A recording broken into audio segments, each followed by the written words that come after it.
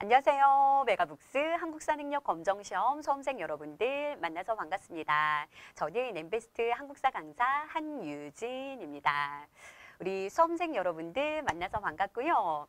자, 오늘 저희가 한국사능력검정시험 중급 38회 기출문제 해설 강의로 만나게 되었습니다. 다음 회차 시험 준비하시면서 이번 문제들 풀어보셨을 것 같은데요. 어떠셨나요? 많이들 맞으셨나요? 이번 시험도 지난 회차처럼 그리 어렵지는 않은 시험이었습니다. 난이도는 매우 평이했고요. 전체적으로 난이도는 뭐 중하 정도의 수준으로 보여집니다. 합격률은 지난 회차보다 많이 향상이 되었습니다. 지난 회차 합격률이 좀 저조해서 제가 좀 아쉽다라는 말씀을 드렸었는데 이번에는 65.2%로 합격률이 많이 높아지게 되었고요. 전체적으로 문제가 쉬웠지만 좀 당황스러운 문제들이 보였을 겁니다. 평소에 우리에게 좀 익숙하지 않은 인물이라든지 아니면 그런 사료들이 간혹 한 문제씩 이렇게 출제가 된 것 같아요. 그래도 중요한 키워드만 알고 있었다면, 중요한 핵심 키워드만 알고 있었다면 그리 어렵지 않게 문제 풀 수 있었을 거라고 생각이 되어집니다. 오늘도 제가 한 문제 한 문제 자세하고 꼼꼼하게 문제 풀어드릴 테니까요. 본인이 부족한 부분, 어떤 부분인지 잘 체크해 보시길 바라겠고요. 강의 들으면서 많은 도움 받아보시길 바라겠습니다. 그러면 1번 문제부터 시작해 보도록 하겠습니다. 자, 1번 문제부터 보도록 하겠습니다. 가시대의 유물로 옳은 것을 고르라는 문제인데요. 답사계획서가 나와 있습니다. 땡땡땡 시대의 흔적을 찾아서 라고 나와 있는데요. 경로를 보니까 연천, 공주, 단양이라고 나와 있네요. 이게 가장 큰 힌트가 될 수 있겠죠. 연천 정곡리 선사박물관에 방문을 해서 막집을 만들어 보고 공주 석장리 박물관에 가서 문화권 유물을 확인하고 단양 금굴 유적에 가서 동굴 체험을 해본대요. 뭐 연천정곡리, 공주석장리, 금굴 유적 이것만 봐도 아 이거 구석기 시대의 유적이다라는 거 알 수 있을 것 같고요. 막집이나 집게, 동굴이라는 것도 중요한 키워드가 될 수 있겠습니다. 그러면 구석기 시대의 유물을 한번 찾아보도록 할게요. 구석기 1번 봅니다. 1번 갈돌과 갈판이 나왔습니다. 갈돌, 갈판은 신석기 시대의 대표적인 유물이죠. 신석기. 그다음에 두 번째 뗀석기가 나왔습니다. 주먹도끼죠. 그래서 주먹도끼는 구석기의 대표적인 도구라고 할 수 있습니다. 뗀석기 정답은 2번이 되겠네요. 그다음에 세 번째는 가락바퀴가 나왔습니다. 가락바퀴 뼈바늘은 신석기 시대 때 옷이나 그물을 지어 입었던 도구다라는 거 정리할 수 있어야 됩니다. 그래서 신석기. 그 다음에 반달, 돌칼이 나와 있습니다. 이것은 청동기 시기 수학 도구라고 볼 수 있겠죠. 청동기. 그 다음에 다섯 번째 빗살무늬 토기가 나와 있습니다. 이것도 역시 신석기 시대의 토기죠. 정답은 2번이 되겠습니다. 어렵지 않게 풀 수 있었을 것 같고요. 그 다음 2번 문제 봅니다. 다음 건국 이야기에 해당하는 나라에 대한 설명으로 옳은 것을 골라보라는 문제인데요. 제왕운기가 나왔습니다. 제왕운기는 고려 충렬왕 시기에 이승휴가 쓴 책인데요. 처음에 누가 나라를 세워 세상을 열었는가? 어떤 사람이 나라를 열었나 봤더니 석재의 손자로 이름은 단군이라네 라고 아주 중요한 키워드가 나와 있죠. 단군, 이 건국 이야기에 해당하는 나라에 대한 설명입니다. 그러면 단군한검이 세운 나라 고조선을 지금 묻고 있는 거죠. 그럼 고조선과 관련된 내용 골라보도록 하겠습니다. 청동기 문화를 바탕으로 세워졌다. 맞는 설명이네요. 정답 1번이 되겠네요. 기원전 2333년 청동기 문화를 바탕으로 건국된 나라 고조선이 되겠고요. 읍군 삼노라는 지배자가 다스렸다. 읍군 삼노는 동해, 옥저와 동해의 군장을 읍군 삼노라고 얘기했었죠. 그 다음에 철을 생산해서 낭랑, 외 등에 수출한 것은 삼안 지역의 변환이 되겠고요. 그 다음에 화백회의에서 나라의 중요한 일을 결정한 것은 신라가 되겠습니다. 그 다음에 남의 물건을 훔쳤을 때에는 12배로 갚는 법이 있었다. 일책 12법을 얘기하는 거죠. 이것은 부여와 고구려 모두에 있었던 법이 되겠습니다. 정답은 1번이 되겠네요. 다음 문제 보도록 할게요. 다음 대화에 해당하는 나라에 대한 설명으로 옳은 것을 고르라는 문제인데요. 신지께서 잡아오라 하신 도적이 소도로 도망갔다더군 이라고 얘기하고 있습니다. 저런 소도로 들어간 이상 잡아오기는 힘들겠구먼 이라고 얘기하는데요. 이 나라는 바로 어디인가요? 바로 신지, 소도를 통해서 알 수 있는 거 삼한에 대한 설명이다라는 거 알 수 있을 겁니다.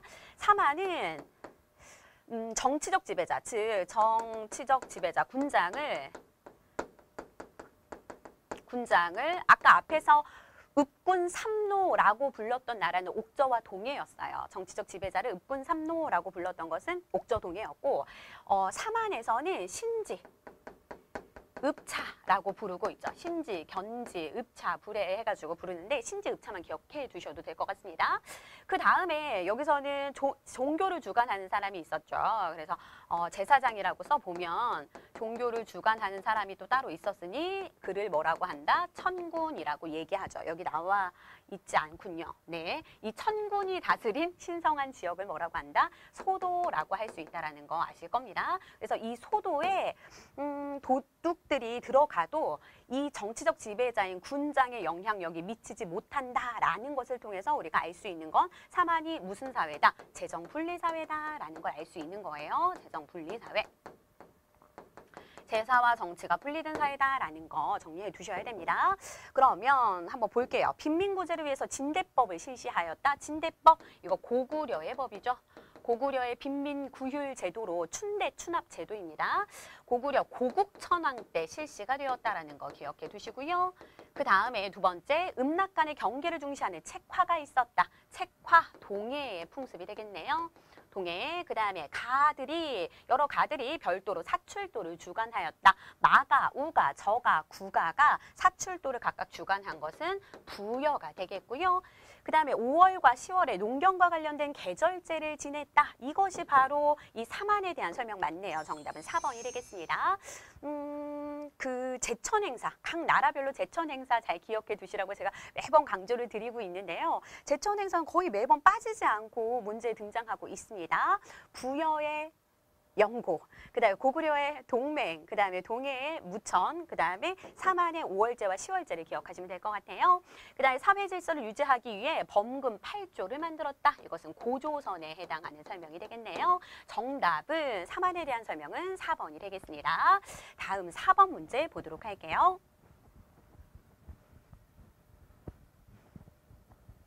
고구려 한성을 점령하다라고 나와 있는데요.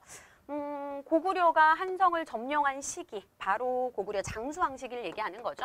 장수왕, 5세기 장수왕을 얘기하는 것입니다. 한번 볼까요? 왕이 직접 3만여 명의 군대를 이끌고 한성을 공격하여 점령하는데 성공했대요. 그럼 이 왕은 장수왕을 얘기하는 것이겠죠. 한성을 공격.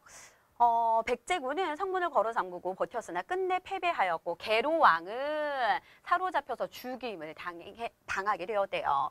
장수왕의 한성 공격으로 인해서 계로왕이 전사하게 되죠.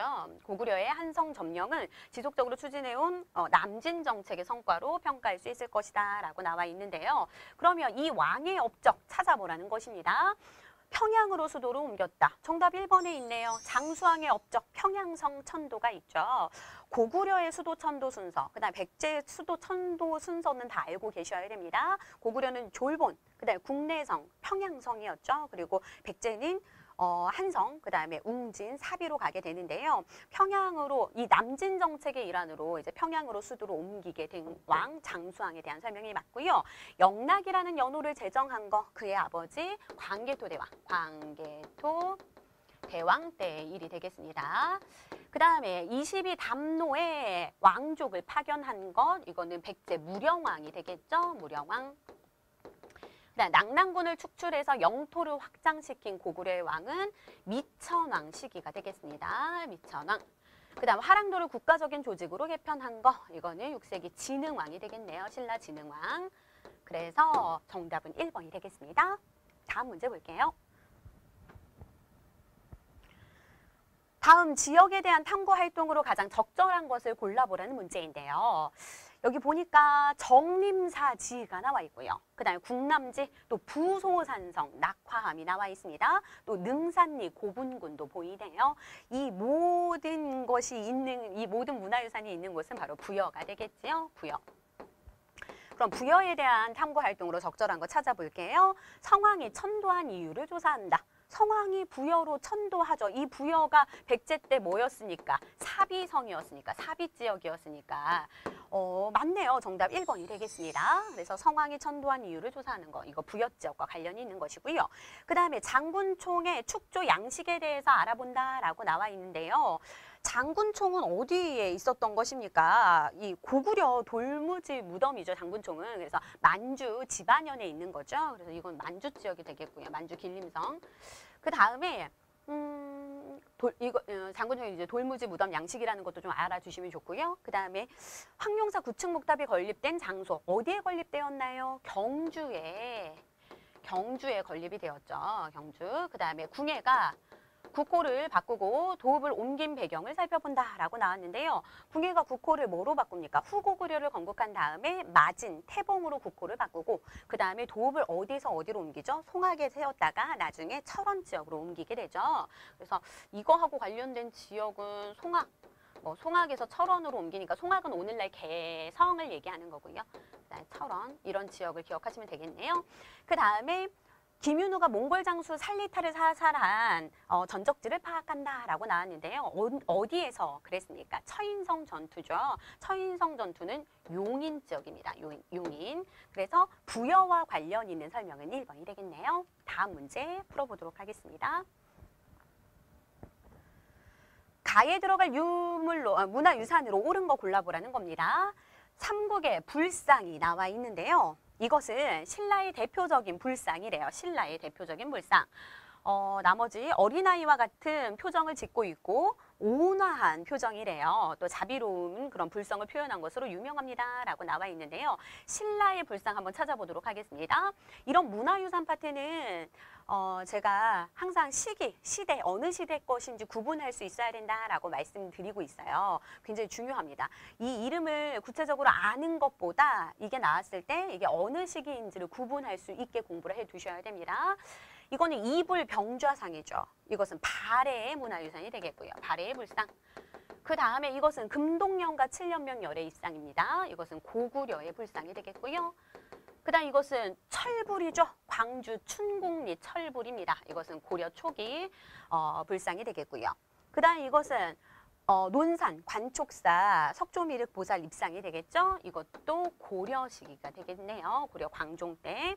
그 다음 이것이 바로 신라 베리 석불 입상이라고 하거든요. 신라 베리 석불 입상인데 이것이 바로 지금 제시문에 나와 있는 그 불상이 되겠습니다. 굉장히 온화한 미소를 띠고 있고 그다음 어린아이와 같이 약간 개구진 모습도 보이고 있는데요. 이것이 바로 정답 신라의 불상이 될 수 있겠네요. 다음 문제 보도록 하겠습니다. 다음 대화가 있었던 시기를 연표에서 옳게 고른 것을 묻고 있는 문제입니다.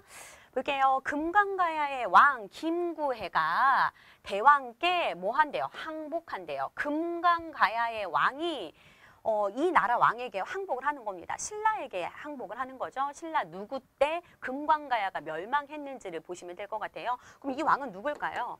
버풍왕이죠.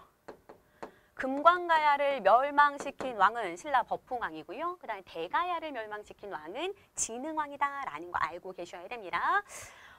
그대가 이렇게 귀부해 오니 정말 기쁘고 그리고 그대를 예로서 대접하리다라고 얘기하고 있는데요. 이분은 버풍왕이 되겠네요. 그럼 그 시기 한번 찾아볼게요. 많은 분들이 신라 그 6세기 왕 나열하는 거에서 많이 틀리십니다. 여기서 틀리시면 안 돼요. 신라 6세기 왕은 지법진의 순서로 알아두시면 돼요. 지법진. 신라 6세기. 지증왕. 그 다음 법은 버풍왕. 진은 진흥왕이 되겠죠. 다 정말 중요한 왕들이고 업적들이 굉장히 많이 있어서 시험 문제에 정말 빠지지 않고 잘 출제가 되는 왕들입니다. 네, 순서를 배열하는 문제에서는 집업진의 순서로 골라주시면 돼요. 여기서도 보니까 순서 배열하는 문제, 연표 문제는 시기를 묻고 있기 때문에 3점짜리 문제로 굉장히 고득점으로 출제될 확률이 굉장히 높거든요. 그래서 시기 잘 구분해 두시고요. 우상국을 정벌한 거 누굽니까? 바로 지증왕이죠. 지증왕. 그 다음에 대가야를 멸망시킨 왕, 앞에서 얘기했죠? 진흥왕입니다. 그럼 집업진의 순서니까 버풍왕은 나에 들어갈 수 있겠지요? 정답은 2번이 되겠습니다. 그 다음에 8번 문제 보도록 할게요. 다음 자료를 활용한 탐구 활동으로 가장 적절한 것을 골라보라는 문제입니다. 우즈베키스탄 아프라시아 궁전 벽화가 나와 있어요. 또 경주 98호 남분 유리병 및 잔이 나와 있습니다. 그 다음에 경주 계림로 보검이 나와 있죠. 딱 봐도 이거 우리나라 스타일의 문화유산은 아닌 것 같습니다. 서역과 우리 삼국시대에 교류가 있었음을 알려주는 문화유산들인데요. 아프라시아 궁전 벽화를 보면 여기 오른쪽 2명을 보면 고구려 사신으로 추정되는 인물이 보여요. 잘 보시면 찾아보셔도 좋을 것 같아요. 조우관을 쓰고 있습니다. 고구려에서 이제 주로 많이 썼던 것인데 새 깃털을 꽂아가지고 장식을 한 관이에요. 그런 관모를 쓰고 있는 고구려 사신들의 모습을 볼 수 있어요. 그것들을 통해서 아 삼국시대에 이 서역과 뭐가 있었다, 교류가 있었다라는 걸 알려주는 거죠. 그리고 이것은 유리병 및 잔인데 우리나라 스타일은 아니고 이것도 중앙아시아나 서역 계통의 문화유산처럼 보이는 것이고 그런 유물로 보이는 것이고 그 다음에 계림로 보검도 마찬가지입니다. 이건 유럽이나 이것도 역시 서역 쪽에서 많이 이런 것들을 볼 수 있다라고 하죠. 그럼 찾아볼까요? 정답은 4번이 되겠네요. 삼국시대 서역과의 교류 내용을 파악할 수 있는 탐구활동 주제로 맞는 그런 유물들이 나와 있습니다.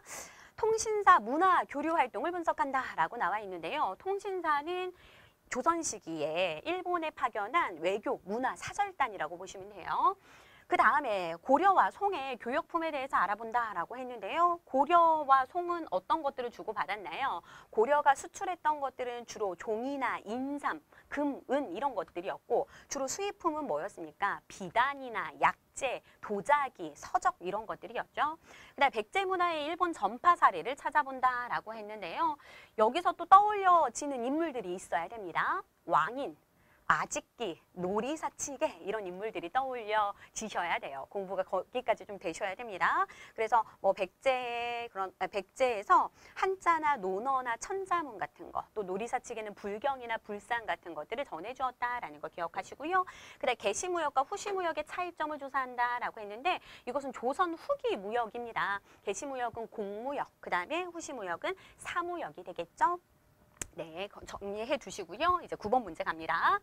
다음 인물에 대한 설명으로 옳은 것을 골라보라는 겁니다. 오늘 알아본 인물에 대해서 말씀해 주세요 라고 하니까 인도와 중앙아시아를 여행한 신라 승려래요. 이것만 봐도 알 수 있겠죠. 아, 이거 통일신라 해초를 얘기하는구나.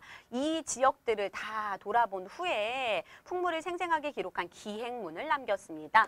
해초의 왕오천축국전을 물어보고 있는 것입니다. 찾아볼까요? 왕오천축국전 저술했다. 4번 정답이 되겠고요. 신문 화쟁론을 지은 인물은 바로 원효 대사가 되겠습니다.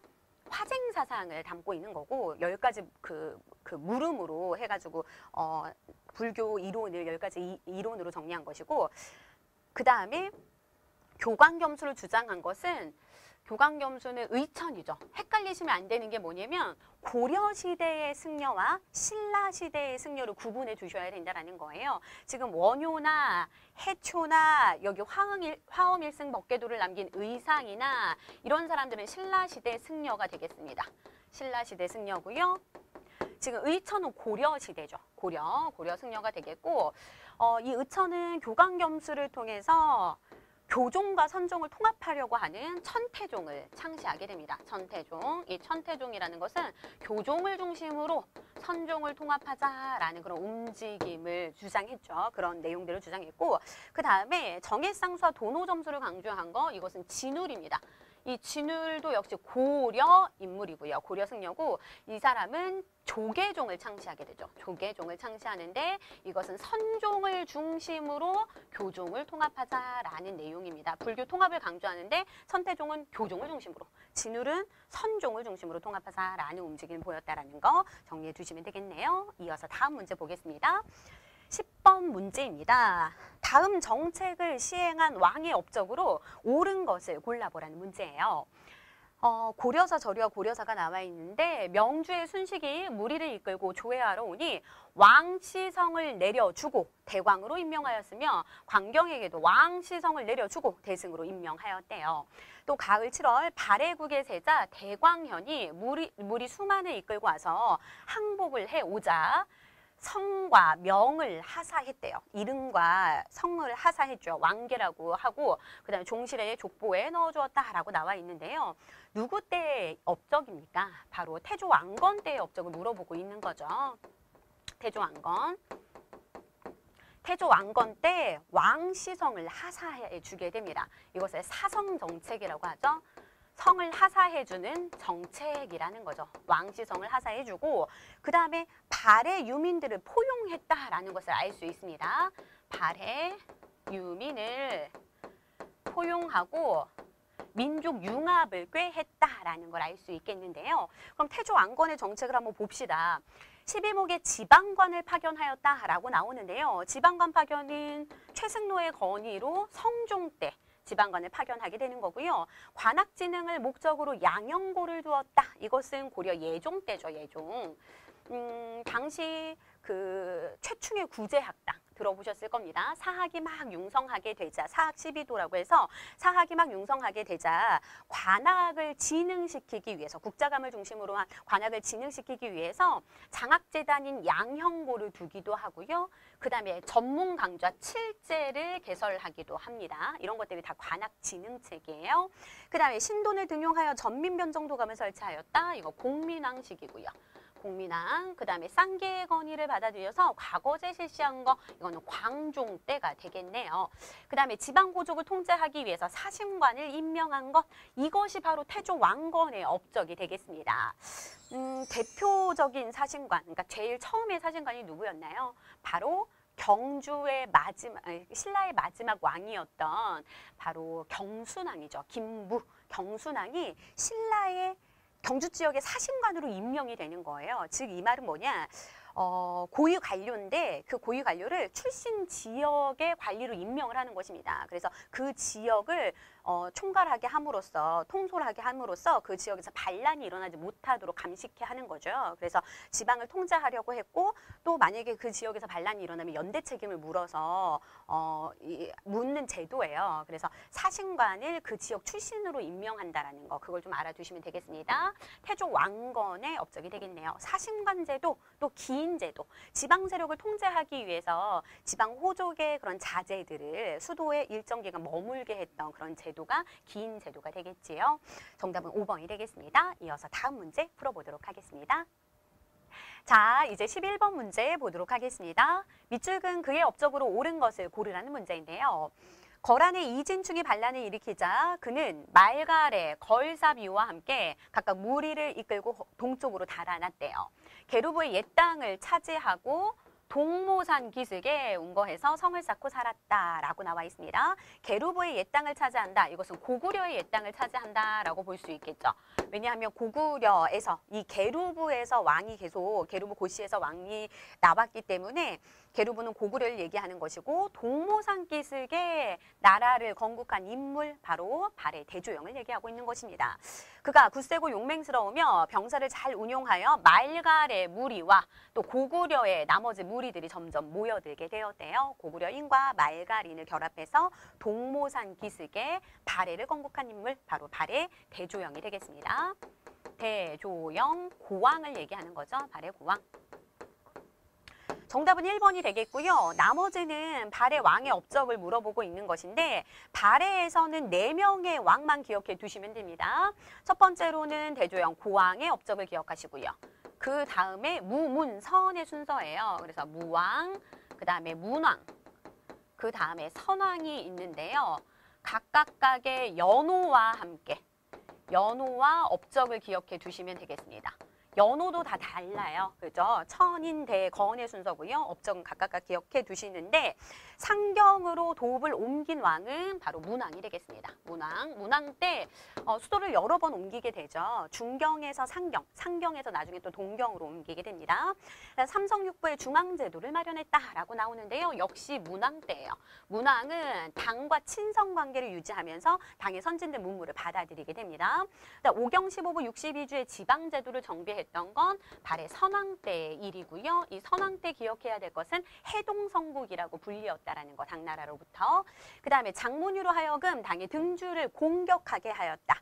당과 적대 관계를 유지했던 시기 바로 무왕 때가 되겠네요. 정답은 1번이 되겠습니다. 다음 12번 문제 볼게요. 다음 자료에 해당하는 인물의 활동으로 옳은 것을 골라보라는 문제입니다.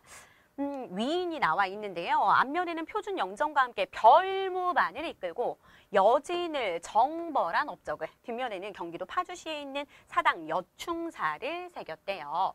별무반만 봐도, 여진정벌만 봐도 이것은 윤관의 지금 업적을 물어보는 거구나라는 거 알 수 있을 텐데요.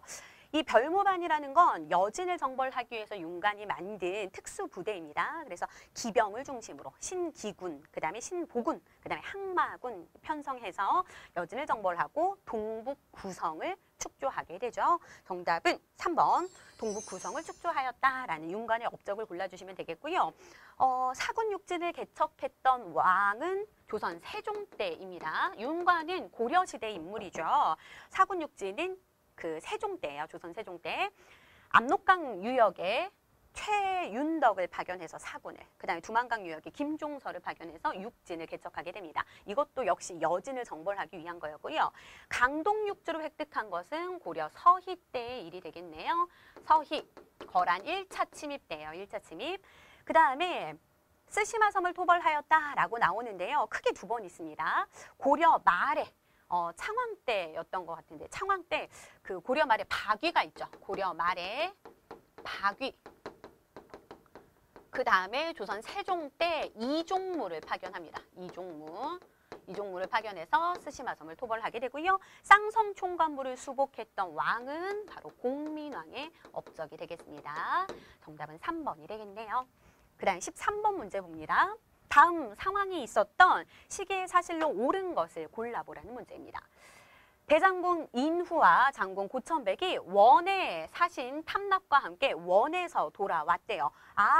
우리나라가 고려고 그 다음에 원이 있었다라는 거, 원내 지배를 받았다라는 걸 얘기하고 있는 원간섭기를 지금 얘기하고 있는 겁니다. 원간섭기. 원이 나왔으니까 고려시기 원간섭기를 얘기하고 있는 거예요. 나머지를 쭉 그냥 읽어보시고요. 응방이라는 키워드 또 찾을 수 있네요. 이걸 통해서도 원간섭기라는 거 알 수 있죠. 응방이라는 것은 뭐를 사육했던 기관입니까? 매를 조공하기 위해서 사육했던 관청이죠. 그래서 응방 이런 것들 나머지 그냥 읽어보시고요. 그러면 원간섭기의 상황 한번 그 사실 골라보도록 할게요. 골품에 따라 관등의 승진을 제한하였다. 골품제를 얘기하고 있습니다. 골품제는 신라를 얘기하는 거고요. 그 다음 광덕이라는 독자적인 연호를 사용했다. 광덕, 준풍이라는 독자적인 연호를 사용했던 건 고려 광종 때의 일입니다. 광종.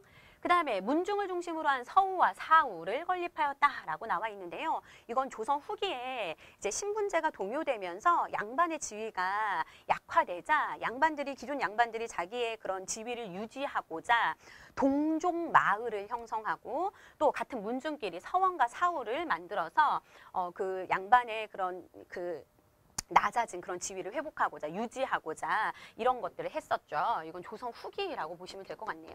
조선 후기. 그 다음에 인재 등용을 위해서 독서 삼품과를 실시하였다. 이것은 통일신라 시대 원성왕이 되겠습니다. 원성왕. 그 다음에 지배층을 중심으로 변발과 호복이 유행하였다. 변발, 호복. 이것이 바로 원간섭기 때의 일이 되겠네요. 정답은 5번이 되겠습니다.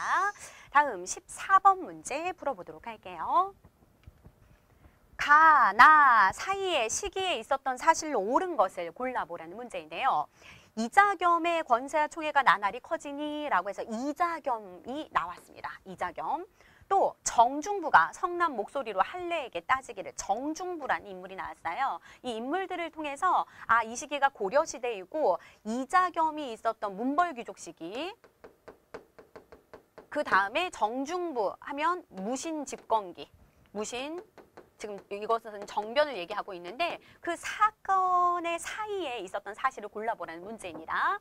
지금 이자겸이 백성들의 것을 빼앗고 수탈하고 뭐 이랬다라는 내용들이 나오고요. 그 다음에 여기서는 정중부가 할례에게 따지기를, 이송이 비록 무인이기는 하나 하면서 쭉 얘기를 하고 있는데 어떤 사건이었나요? 보현원 행차에서, 의종이 보현원 행차에서 이제 수박기라고 해가지고 겨뤄보라는 그런 그 놀이를 해보라고 한 거죠. 근데 당시 상장군이었던 이 이송이 젊은 무사와 겨루게 됩니다. 그런데 이송이 지게 되자 문신이었던 이 할례가 이송을 따귀를 때리고 막 계단에서 굴리고 다 지금 그 밑에 있는 사람들이 보고 있는데 그런 좀 굴욕과 모욕을 안겨줬죠. 그래서 이제 무신들이 결국에는 이제 정변을 일으키게 되는 거예요. 그래서 무신 정변의 그 얘기가 발단이 된 사건이 지금 여기 쓰여져 있습니다. 그러면 이 시기 사이에 어떤 일들이 벌어졌는지를 한번 골라봐야 되는데요.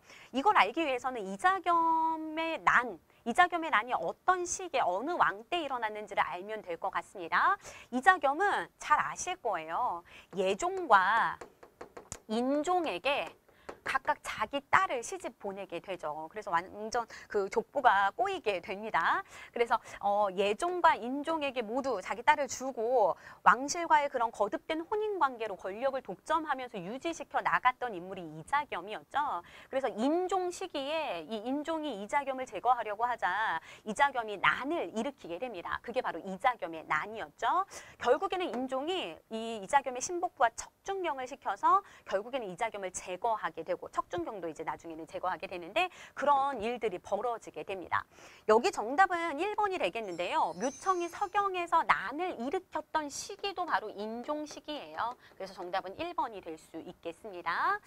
묘청이 서경에서 난을 일으킨 이유는 무엇인가요? 이 이자겸 정권에서 어땠어요? 그 권력을 오래오래 유지하기 위해서 금나라가 강성해지자 이 금나라가 쳐들어오려고 하자 금과 뭐를 했죠? 사대 관계를 맺게 됩니다. 그것에 이제 불만이 있었던 이런 자주적인 세력이었던 묘청, 뭐 정지상을 중심으로 서경에서 이제 난을 일으키게 된 거죠. 서경 천도운동을 주장하기도 했었고 했던 그 시기 바로 1번 인종 시기가 되겠네요. 그 다음에 홍경래가 평안도에서 봉기한 거, 이거 완전 시기가 다르죠. 이건 조선시대입니다. 조선 후기 순조 때예요. 순조 때 홍경래 난 얘기하고 있는 거고요. 그 다음에 광종이 노비항건법을 실시하였다. 이것은 광종이니까 이거보다 훨씬 전 일이 되겠지요. 그 다음에 최익현이 의병장으로 활약하였다. 이것도 조선시대고요. 이거는 을사의병이 되겠습니다. 을사의병. 그 다음에 임경업이 백마산성에서 항전한 것도 조선시대. 이것은 병자호란 시기가 되겠네요. 병자호란 때 백마산성에서 항전하게 된 거죠. 정답은 1번이 되겠습니다. 다음 15번 문제 보도록 할게요.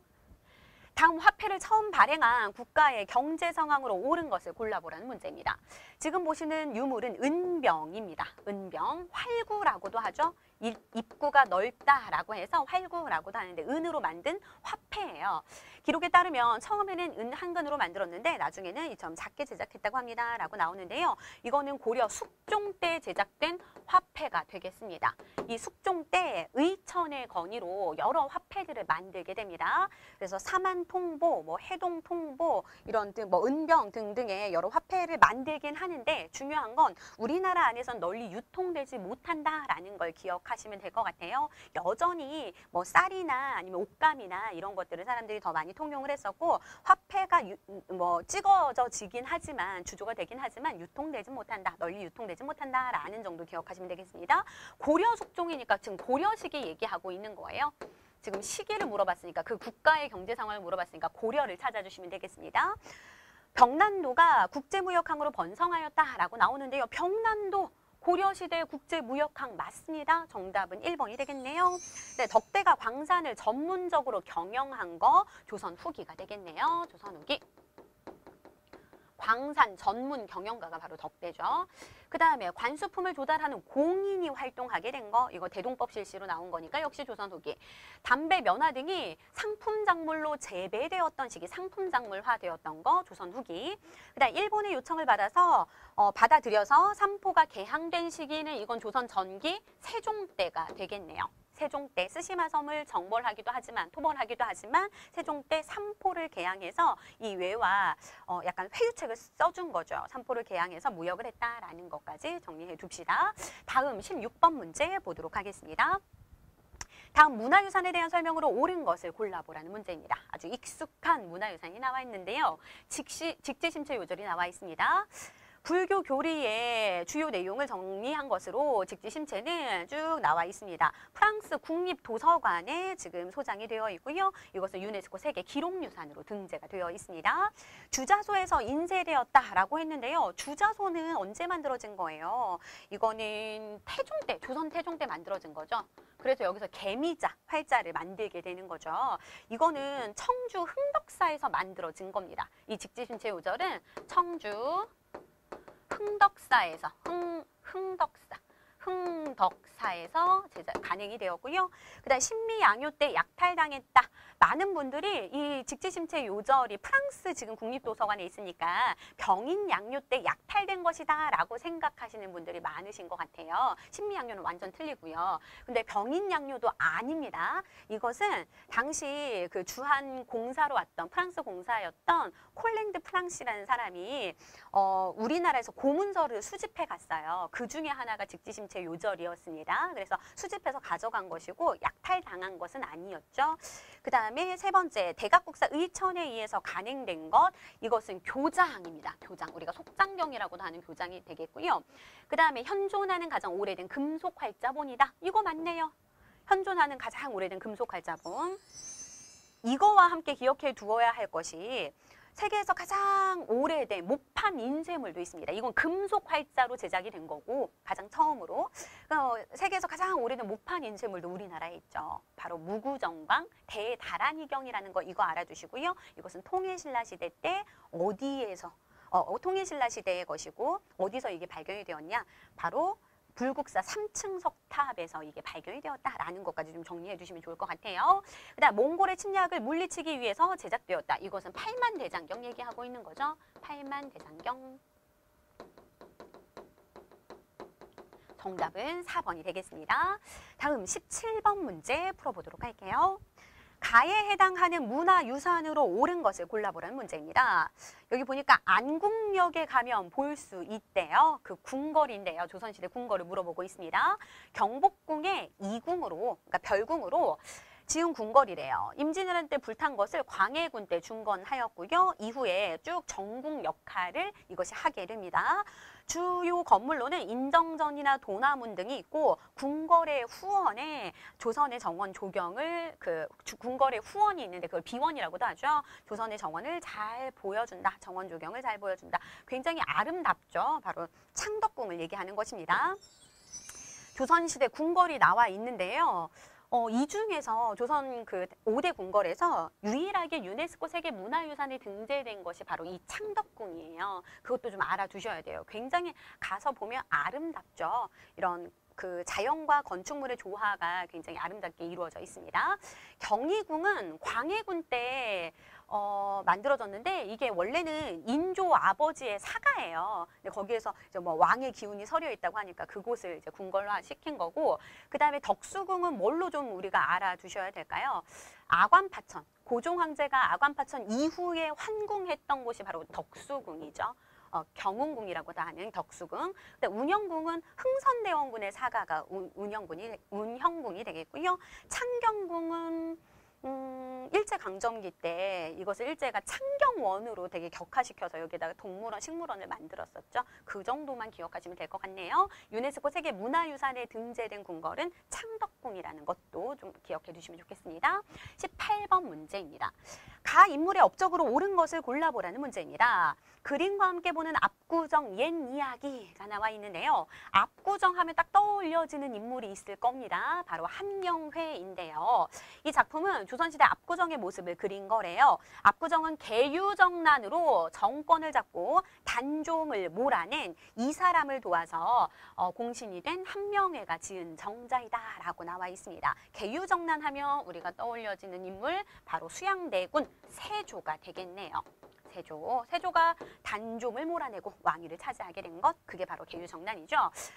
그러면 그 세조와 관련된 업적 골라보도록 하겠습니다. 정방을 폐지하였다라고 나와 있는데요. 정방 폐지는 여러 번 폐지되었다 다시 부활되고 폐지되었다 부활되고 이래요. 뭐 충선왕 때도 있었고 공민왕 때도 있었고 뭐 창왕 때에도 이제 폐지가 있었는데 공민왕의 업적을 좀 기억해 두시면 좋을 것 같아요. 가장 많이 출제가 되는 왕이니까 공민왕의 업적으로 기억하시고 집현전을 설립하였다라고 나오는데요. 이건 세종 때, 조선 세종. 그 다음에 직전법을 실시하였다. 세조의 업적 맞네요. 정답 3번이 되겠습니다. 과전법을 실시했었는데 이 과전법은 현직관리, 그다음에 전직관리, 전현직관리에게 모두 다 토지 수도권을 지급하는 거였죠.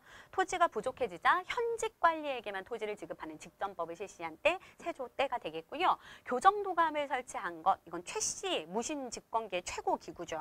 최충원이 설치한 겁니다. 최씨 무신집권기의 최고기구. 그 다음에 대전 회통을 편찬한 건 흥선대원군 집권기가 되겠습니다. 법전이에요. 흥선대원군 때 대전 회통을 편찬한다라는 거. 여기서 헷갈리시면 안 되는 거. 대전 통편은 정조 때입니다. 다음 19번 문제 볼게요. 가에 들어갈 내용으로 옳지 않은 것을 골라보라는 문제입니다. 조선 전기 과학기술의 발달, 사례조사하기라고 나와 있는데요. 조선 전기 세종 때 과학기술이 크게 발달하게 되죠. 그러면 세종의 업적을 고르라는 것 같은데요. 한번 볼까요? 역사수행평가 말이지. 나는 해시계인 앙부일구로 정했어. 그 다음에 자동으로 시간을 알려주는 물시계인 자경루를 알아보려고 해. 나는 이것을 조사하고 있어 라고 얘기하고 있는데요. 다 세종 때 만들어진 그런 과학 발명품들입니다. 그러면 세종 때 또 어떤 것들을 또 발명하고 만들었는지를 한번 보자라는 거죠. 강우량을 측정하는 치국이 맞네요. 그 다음에 화약을 이용한 신무기인 신기전. 이 신기전은 로켓 그 추진 화살이라고 보시면 돼요. 한 번에 이제 막 100발까지도 쏠 수 있는 그런 신무기입니다. 그다음에 기기도서를 참고하여서 만든 거중기. 이 거중기는 조선 후기죠. 정약용 때입니다. 정약용. 정답은 3번이 되겠고요. 이 정약용이 이 거중기를 이용해서 뭘 만들었어요? 정조 때 수원, 화성을 건설하게 됩니다.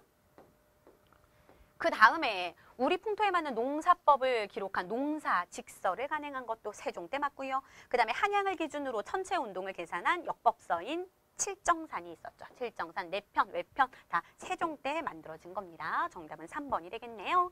그다음 20번 문제 보도록 하겠습니다. 밑줄근 섬에 대한 설명으로 옳은 거 골라보라는 겁니다. 국토사랑 캠페인 계획서라고 나와 있는데요. 우리나라 가장 동쪽에 있는 섬, 이것만 봐도 알 수 있겠네요. 가장 동쪽에 있는 섬, 독도를 지금 물어보고 있는 거죠. 독도. 나머지는 그냥 쭉 보시고요. 신라 지증왕 때 이사부 장군이 우상국을 정벌했다라는 거. 또 세종실록 지리지에는 무릉으로 표시되기도 하고요. 또 러일 전쟁 때 일본이 자국의 영토로 강제로 편입했기도 했다. 바로 독도를 물어보고 있습니다. 골라볼게요. 미국이 제너럴 셔먼호 사건을 구실로 침략하였다. 제너럴 셔먼호 사건은 평양으로 온 거죠. 대동강으로 침입을 해온 거고 이것을 구실로 일어난 게 바로 무엇입니까? 신미양요죠. 신미양요는 어디로 온 거죠? 이건 강화도로 온 겁니다. 강화도. 그래서 제너럴 셔먼호 사건을 구실로 이거는 평양이고요. 쳐들어온 것, 이것은 강화도로 쳐들어오게 됩니다. 그다음 배중손이 이끄는 삼별초가 저항의 근거지로 삼은 것은 강화도, 이게 빛 때문에 잘 안 보이실까 봐 여기다 써드릴게요. 강화도, 진도, 제주도의 순서죠. 이 순서도 잘 기억해 두셔야 하고요. 그다음 세 번째, 러시아가 저탄소 설치를 명분으로 조차를 요구한 것은 저령도가 되겠습니다. 부산 지역의 저령도. 그 다음에 네 번째, 영국이 러시아의 남하를 견제하기 위해서 무단으로 점령한 것은 거문도가 되겠네요. 거문도. 그다음에 대한제국이 칙령 제41호를 통해서 관할 영토임을 명시한 것. 울릉도를 울릉군으로 승격시키고 독도를 관할하게끔 했었죠. 바로 이것이 바로 독도에 대한 설명 맞겠네요. 정답은 5번이 되겠습니다. 네, 여기까지 20번 문제까지 풀어봤고요. 이어서 다음 문제 풀어보도록 하겠습니다. 자, 이제 21번 문제 풀어보도록 하겠습니다. 밑줄은 이 전투로 옳은 것을 고르라는 문제입니다. 시 속의 새 장수는 임진왜란 당시 이 전투에서 최후를 맞이하였대요. 비록 패배하였지만 이 전투는 왜군의 호남 진출을 좌절시켰다라는 평가를 받기도 한답니다. 여기 보니까 논계가 순절한 것으로 알려진 촉성루와 의암의 모습이 나와 있습니다. 논계와 관련된 전투, 바로 임진왜란 중에 진주성 전투를 얘기하고 있는 거죠. 제2차 진주성 전투입니다. 보통 중급 시험에서는 1차, 2차 진주성 전투를 구분하지는 않는데 이번에 이제 구분 지어서 문제가 출제가 된 것 같아요. 1차 진주성 전투에서 활약했던 인물은 누구입니까? 바로 우리가 잘 알고 있는 김시민이죠. 근데 김시민 장군이 여기서 전사하시게 돼요. 하지만 이 전투는 승리로 끝난다라는 거 기억하시고요. 2차 진주성 전투에서 활약했던 인물은 의병장이었습니다. 김천일. 결국에는 이 2차 진주성 전투에서 패하게 되면서 또 자결하게 되죠. 또 2차 진주성 전투에서는 지금 나와 있는 이 의로운 기녀, 논계의 활약도 있었다라는 거 알아두시면 되겠는데요. 논계가 적장을 안고 결국에는 이 촉성루 밑에 진주 남강으로 투신해서 자결 순국을 하게 된다라는 거 알고 계실 겁니다. 그래서 물어보는 그 전투는 제 2차 진주성 전투를 묻고 있는 문제예요. 정답은 5번이 되겠습니다. 나머지 보기 보면요. 충주 전투하고 처인성 전투는 몽골 침략과 관련된 전투입니다. 몽골과 싸운 전투죠. 김윤후라는 승장이 처인성에서 적장 살리타를 사살하기도 했다라는 거 기억해 두셔야 하고요. 그다음 충주성 전투에서는 관노비, 충주 그 성의 관노비들을 그 사기를 진작시켜서 그 노비들을 데리고 또 항전했다라는 그 내용들을 좀 알고 계시면 좋을 것 같습니다. 매소성 전투는 나당 전쟁이죠. 신라와 당나라의 전쟁입니다. 매소성, 기벌포 전투가 있다는 거 기억하시고요. 근데 동래성 전투는 임진왜란 중에 있었던 전투죠. 가장 먼저 뚫리는 것이 어디입니까? 부산진, 동래성이 먼저 뚫리게 되죠. 부산진의 정발, 그 다음에 동래성의 송상현이 결국에는 이제 패하게 되는 거죠. 결국에 여기서 송상현이 순절하게 된다라는 것까지 알아두시면 되겠네요. 다음 문제 22번 문제 보도록 하겠습니다. 밑줄금 법에 대한 설명으로 옳은 것을 골라보라는 문제입니다. 이원익이 광해군에게 요청을 하고 있습니다. 전하, 박납의 폐단이 극심하여 백성들이 고통을 받고 있습니다. 박납의 폐단 때문에 등장한 법, 대동법을 묻고 있는 거죠. 현물로 내던 공물을 이제 쌀로 납부하게 하는 법을 시행해야 할 것입니다. 대동법 얘기하고 있습니다. 대동법. 그러자 광해군이 그럼 우선 경기부터 실시하도록 하시오라고 명을 내리고 있는데요. 대동법이라는 것은 무엇입니까? 이 박납의 폐단 때문에 등장한 것으로 원래는 특산물을 세금으로 냈었죠. 근데 중간 관리들의 그런 횡포가 굉장히 심해지자 결국에는 특산물이 아니라 집을 기준으로 했던, 원래는 집을 기준으로 특산물을 냈거든요. 가호당 특산물을 부과했는데 이제는 토지를 기준으로 쌀이나 그다음에 옷감이나 그다음에 돈으로 화폐로 세금을 내게끔 했던 제도가 대동법이 되겠습니다. 이 대동법의 실시로 등장한 상인까지 기억하셔야 돼요. 공인의 등장이 이어진다라는 것까지 정리해 두시면 되겠습니다. 먼저 경기 지역에서 시범 실시가 되고요. 익류 지역을 제외한 전국적으로 퍼지게 된 건 거의 100년의 시간이 걸립니다. 양반 지주들의 반대가 심했겠죠. 왜냐하면 토지를 기준으로 세금을 매겼기 때문에 양반 지주의 반대가 심했다라는 것도 기억해 두시면 되겠습니다. 그러면 한번 골라볼게요. 5번에 있네요. 공납의 부과 기준을 가호에서 집집마다 거뒀는데 그것을 토지 결수로 바꾸었습니다. 토지 1결당 미곡 12두예요. 쌀 12두를 내게끔 했습니다. 그래서 토지가 적거나 아니면 토지가 없는 사람들은, 그런 농민들은 이 조세 부담에서 조금 조세 부담이 감소되었다라는 것도 알아주시면 되겠습니다. 지주에게 결작을 부과하였다. 이것은 균역법. 균역법의 실시 결과이죠. 이것과 이거 3번도 균역법입니다. 균역법. 이 균역법은 영조 때 시행이 된 것이죠. 원래 1년에 군포를 2필씩 내게끔 했어요. 옷감을. 그런데 그것을 한 필로 줄여준 제도입니다. 1년에 군포 한 필로 줄여서 내게끔 했던 제도가 균역법. 그러면 그 부족분을 충당을 해야 할 것 아니에요. 이런 방법들로 충당을 했다라는 것입니다. 지주에게 땅이 있는 사람에게 더 거둔 거예요. 토지 1결당 미국 2두를 더 거두게 했다라는 거. 또 어장세나 선박세, 염세 이런 것들 잡세로 재정을 보충하였다라는 거. 이것은 균역법에 대한 그 실시의 결과이고요. 그 다음에 관청에서 조세를 거두어서 관리에게 지급하였다라고 나왔는데요. 이것은 관수 관급제입니다. 관수 관급제 성종 때 실시가 되는데요. 그 토지제도를 각각 시대별로 다 알고 계셔야 돼요. 고려도 뭐 전식과가 시험 문제 잘 나오고, 그다음에 조선시대도 과전법, 직전법, 그다음에 관수관급제, 직전법 폐지까지 그 순서를 좀 알아두시고 각각의 어떤 내용들인지를 파악하고 계셔야 됩니다. 그 직전법. 이 전이 직전법이죠. 아까 과전법은 전현직 관리에게 토지 수조권을 지급하는 거였고, 토지가 부족해지자 직전법은 현직 관리에게만 토지를 지급하는 것입니다. 그러다 보니까 현직 관리가 현직에 있을 때 최대한 많이 수탈을 하게 되는 거예요. 그래서 농민들이 굉장히 힘들어지자 관청에서 조세를 거두어서 관리에게 이렇게 지급하는 이런 방식을 채택하게 되는 겁니다. 그게 바로 관수 관급제죠. 성종 때 일이고요. 그다음에 풍흉과 토지 비옥도에 따라서 조세를 차등부과하였다라는 것은 세종 때의 공법이에요. 세종 때의 공법인데 풍흉에 따라서 거둔 것은 연분 구등법. 그 다음에 토지 비옥도에 따라서 차등 부과한 것은 전분 육등법입니다. 이것을 공법이라고 하고요. 세종 때에 있었던 일이다라는 거 기억하시면 되겠네요. 네, 여기까지 22번 문제 풀어봤고요. 다음 문제 23번 문제 보도록 하겠습니다. 가 사건이 일어난 시기를 연표에서 옳게 고른 것을 묻고 있는 문제입니다. 이런 것들이 조금 낯설 수는 있어요. 세검정이라는 거 잘 모르실 겁니다. 세검정. 그러니까 칼을 씻는다라는 것인데요. 살을 씻었다라는 건데요.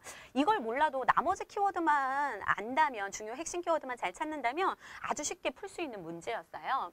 세검정은 이것으로 광해군을 폐위한 세력이 광해군을 폐위한 것, 인조를 왕으로 앉힌 것, 바로 인조반정을 얘기하고 있는 거죠. 인조반정. 그런 세력이 서인 세력을 얘기하고 있는 거죠. 이 세력이 칼을 씻은 것에서 그 이름이 유래되었다고 합니다. 인조반정 이후에 조선은 친명배금을 추진하였어요. 인조와 서인 정권은 친명배금 정책을 추진하였습니다. 그렇게 해서 무슨 난이 벌어졌나요? 정묘호란과 병자호란이 또 일어나게 되는 거죠. 그러면 한번 찾아봅시다. 임진왜란은 선조 때 일어난 거 알고 있을 거고요. 병자호란은 인조 시기라는 거 알고 있을 겁니다. 그러면 인조 반정이니까 인조가 왕위에 등극을 해야 인조 때 병자호란이 일어날 수 있게 되는 거죠. 정답은 라가 되겠습니다. 다음 24번 문제 볼게요.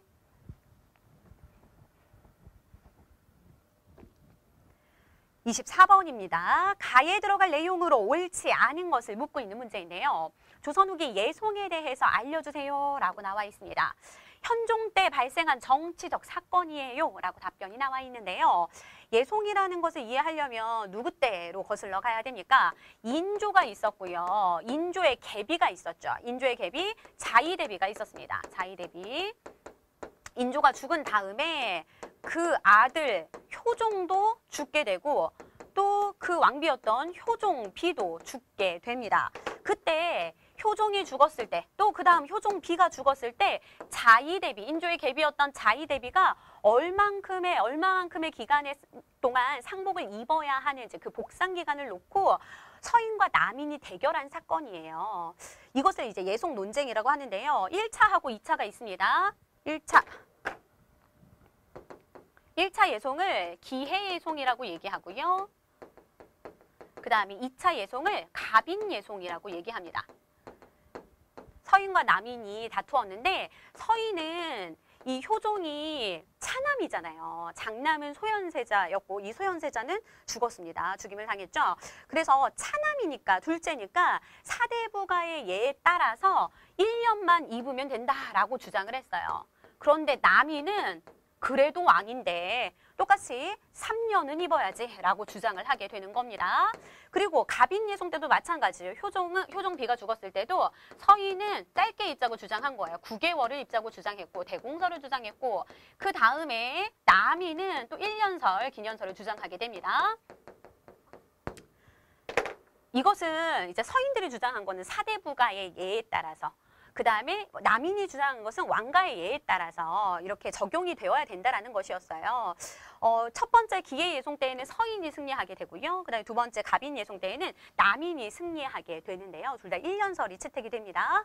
이것을 지금 물어보고 있는 것이에요. 한번 볼게요. 서인과 남인이 대립했어요. 맞는 설명이고요. 예를 둘러싼 논쟁이라는 뜻이에요. 그게 바로 예송 논쟁 맞습니다.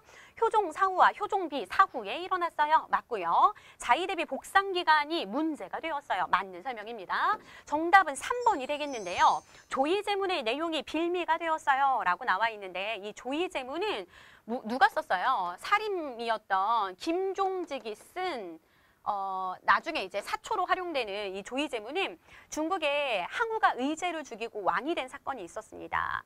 이 사건을 썼는데 딱 떠올려지는 인물들이 있을 겁니다. 바로 세조가 단종을 죽이고 왕이 된 사건이죠. 그래서 이 연산군 때 김종직이 살인이었는데 김종직은 부관 잠시당하고 또 그 살인의 일파들, 그 제자들을 또 대거 숙청한 사건이 바로 무오사화가 되겠습니다. 조의제문 때문에 일어나게 된 사건, 바로 무오사화 얘기하는 거예요. 무오사화, 연산군 때 일어난 사화가 되겠습니다. 다음 25번 문제 보도록 할게요.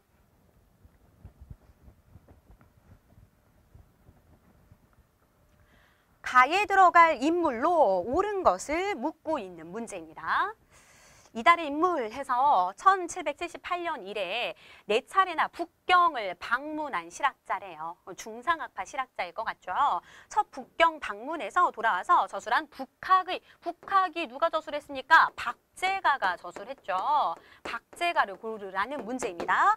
여기에서 생산을 자극하기 위해서는 소비를 권장해야 된다라는 것을 주장했죠. 소비를 강조한 인물입니다. 서울 출신으로 규장과 검서관에 등용되기도 했었어요. 바로 박제가를 물어보고 있는 문제입니다. 정답은 2번이 되겠고요. 나머지 실학자 정리합니다. 이익은 중농학파 실학자죠. 중농. 그 다음에 정약용도 중농학파. 그 다음에 홍대용은 중상학파 실학자가 되겠고요. 그 다음에 박지원도 중상학파 실학자가 되겠습니다. 실학자 파트에서는 기억해 두셔야 될 게 실학자들이 쓴 책, 그 다음에 실학자들의 주장, 그거 기억하셔야 돼요. 이익은 뭐 썼어요? 성호사설이라는 책을 썼고요. 이익은 중농학파니까 중농학파는 토지에 관심이 많죠. 그래서 토지제도 개혁을 다 알고 계셔야 됩니다. 이익은 한전제를 주장했고요. 정약용은 경세유표, 목민심서 이런 책을 썼고 그 다음에 정약용이 주장한 토지제도는 여전제가 되겠습니다. 여전론. 홍대용은 의산문답이라는 책에서 지전설을 주장했었죠. 그 다음에 박지원은 중상학파 실학자로서 열하일기를 썼었고요. 수레와 화폐, 수레의 이용, 선박의 이용을 강조하고 화폐의 사용을 강조했던 인물이 박지원이 되겠습니다. 또 양반전을 지어서 양반의 무능함을 비판하기도 했었죠. 26번 문제 풀어보도록 하겠습니다. 가에 들어갈 기구로 옳은 것을 고르라는 문제예요. 땡땡땡은 가는 오늘에 와서 큰 일이건 작은 일이건 모두 취급하고 있대요. 여기에서 큰일이건 작은 일이건 나라의 모든 일을 취급하고 있다는 겁니다. 의정부는 그저 이름만 있을 뿐이며 육조는 할 일이 없어졌습니다. 의정부와 육조가 유명무실화 되었다는 거죠. 이름만 있고 실질적으로 하는 일이 없다는 거죠. 즉 여기에 권한이 내려갔다라는 거죠. 약화되었다라는 걸 얘기합니다. 명칭은 변방의 방비를 담당한다라고 해서 만들어졌는데 여기에서 과거의 합격 판정이나 왕비와 후궁을 선택하는 일까지도 모두 여기에서 관할하고 있다라고 얘기하고 있습니다. 어떤 기관 얘기하나요? 어떤 기구? 비변사를 지금 얘기하고 있는 거죠. 이 비변사는 중종 때 설치가 됩니다. 중종 때 삼포외변을 기점으로 삼포외란을 기점으로 이제 그 성립이 되는데요. 이것은 국방 문제를 논의하는 임시기구였어요. 임시적인 기구였는데 이것이 임진왜란을 거치면서 상설기구화되고 그 후로는 국방 문제뿐만 아니라 뭐 외교, 재정, 인사 모든 영역 국정을 총괄하는 최고 기구화가 됩니다. 그래서 나중에 흥선대원군 때 이 비변사를 폐지시키게 되죠. 중요한 기구죠. 시험 문제 잘 출제가 됩니다. 비변사의 기능 강화로 의정부와 육조의 권한이 약화된다라는 것도 기억해 주시면 좋을 것 같네요. 그러면 정답은 1번 비변사가 되겠고요. 성균관은 조선 최고 교육기관입니다. 그다음에 승정원은 국왕의 비서기관으로서 왕명을 출납하는 그런 역할을 했고요. 의금부는 국왕직속 사법기구라고 할 수 있겠네요. 나라의 큰 죄인을 다스리는 국왕직속 사법기구. 그 다음에 한성부는 서울의 행정과 치안을 담당했던 기구가 되겠습니다. 27번 문제 갈게요. 다음 특별전의 전시대에 그림으로 가장 적절한 것을 골라보라는 문제입니다. 조선 후기가 나와 있는데요. 조선 후기의 그림을 찾아보라는 거예요. 봅시다. 고사 관수도가 나와 있어요. 뜻이 높은 선비가 위에서 물을 쳐다보고 있는 그림입니다. 이것은 조선 전기 때죠. 조선 전기. 강희안이 그린 그림이에요. 강희안. 시기를 구분해 두셔야 돼요. 이런 문화유산은 항상 시기 문제가 잘 출제가 됩니다. 수월 관음도는 불화예요. 불화, 부처를 그린 그림인데 고려시대의 그림이 되겠고요. 천산대렵도도 역시 고려시대의 작품이 되겠습니다. 공민왕이 그린 것으로 전해져 내려오고 있죠. 그 다음 인왕제색도 이것이 바로 정선이 조선 후기에 그린 진경정선, 진경산수화가 되겠습니다. 진경산수와 인왕제색도 정답 4번이 되겠고요. 조선 후기예요. 그다음 몽유도원도도 이거 조선 전기의 작품이죠. 조선 전기. 이거 누가 그렸습니까? 안견이. 안평대군이 꿈에 본 모습을 안견이 그린 거죠. 정답은 4번이 되겠습니다. 28번 문제입니다. 가에 들어갈 문화유산으로 옳은 것을 골라보라는 문제예요. 조선 후기의 문화유산이고요. 충청북도 보은군에 가면 볼 수 있습니다. 신라 때 창건된 것을 임진왜란 후에 다시 지은 거래요. 이 건물은 현존하는 가장 오래된 목조 탑으로 내부 벽면에 부처의 일생을 8장면으로 그린 그림이 있다고 합니다. 충북 보은에 있는 이 불전이 무엇일까요? 바로 법주사 팔상전이죠. 조선 후기의 건축물을 물어보고 있는 것이에요. 조선 후기 건축물 중에 우리가 시험 문제 잘 나오고 좀 기억해둬야 할 것들이 3가지가 있습니다. 이것들이 다 17세기 조선 후기 건축물들이에요. 그래서 금산사 미륵전, 법주사 팔상전, 화엄사 각황전 이런 것들이 다 17세기 불교 건축물이다라는 거 시험 문제 잘 출제가 되니까 알아두시고요. 이것들이 지금 얘기하는 거 이것도 역시 쌍봉사 대웅전도 17세기 건물인데 건축물인데 이것은 시험 문제 잘 출제가 되진 않아요. 하지만 이제 시험 문제 정말 잘 나오는 건 이 3가지죠. 절들이 절에서 그 불전의 모습들이 어떻습니까? 건축물의 모습이 굉장히 크죠. 이것이 뭘 나타내고 있는지, 뭘 반영하고 있는지도 좀 알아두셔야 돼요. 조선 후기에 이런 불교가 사회적 지위가 좀 향상되었다라는 거, 불교적 지위가 향상되고 또 양반 지주층의 그런 경제력을 반영해서 이렇게 그 건축물들을 크게 지을 수 있었다라는 걸 좀 알아두시면 좋겠습니다. 3가지 기억하시고요.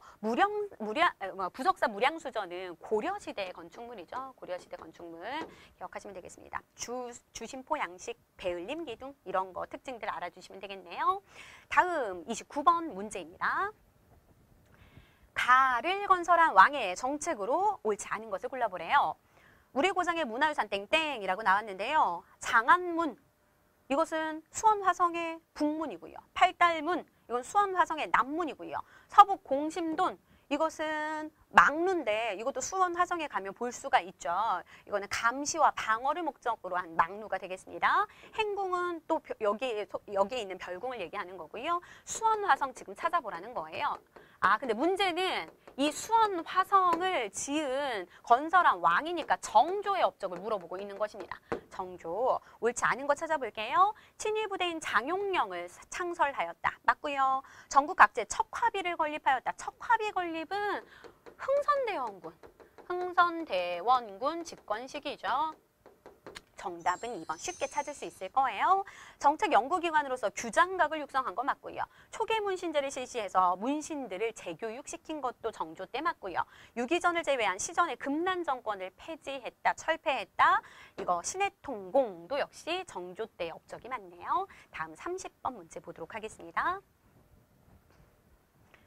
교사가 설명하는 인물의 활동으로 옳은 것을 골라보라는 문제예요. 이것은 조선 후기에 추사체를 창안한 인물의 글씨래요. 추사체 하면 추사 김정희 떠올라야 됩니다. 그는 제주도 유배 생활 중에 세한도를 그린 것으로도 유명합니다. 라고 나왔어요. 키워드는 추사체와 세한도가 되겠고요. 김정희의 업적을 찾으라는 겁니다. 김정희, 추사 김정희 볼게요. 전통 한의학을 집대성한 동의보감을 완성하였대요. 동의보감은 광해군 때 허준이죠. 그 다음에 금속과학록에서 북한산비가 진흥왕 순수비임을 밝힌 인물 바로 김정희가 되겠네요. 정답은 2번. 자연환경과 경제 풍속 등을 정리한 택리지를 저술한 인물은 바로 이중환이 되겠고요. 이중환, 택리지.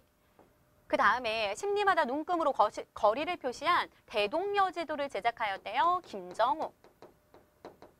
그 다음에 동사강목을 저술해서 고조선부터 고려까지의 역사를 정리한 인물 안정복이 되겠습니다.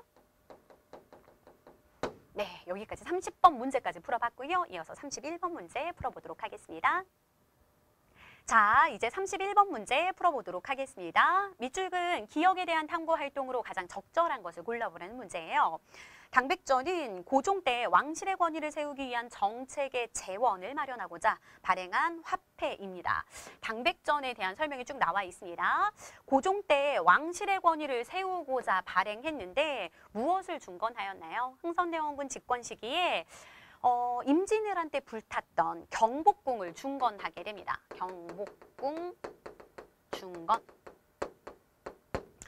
경복궁을 중건해서 왕실의 권위를 좀 회복하고자 했던 것이었죠. 그래서 많은 돈이 들기 때문에 이 고액의 화폐인 당백전을 발행하게 된 것입니다.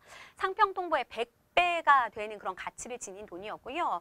실제로는 가치가 그 정도의 가치가 안 됐고 굉장히 낮았다라는 거 알 수 있고요. 당백전의 난발로 인해서 물가가 상승하고 또 화폐 가치는 하락되었으니까 화폐 가치는 하락하고 물가가 상승하면서 인플레이션이 찾아오게 됩니다. 그로 인해서 백성들이 굉장히 많은 불만을 토로하게 된다라는 것까지 정리해 두시면 되겠네요.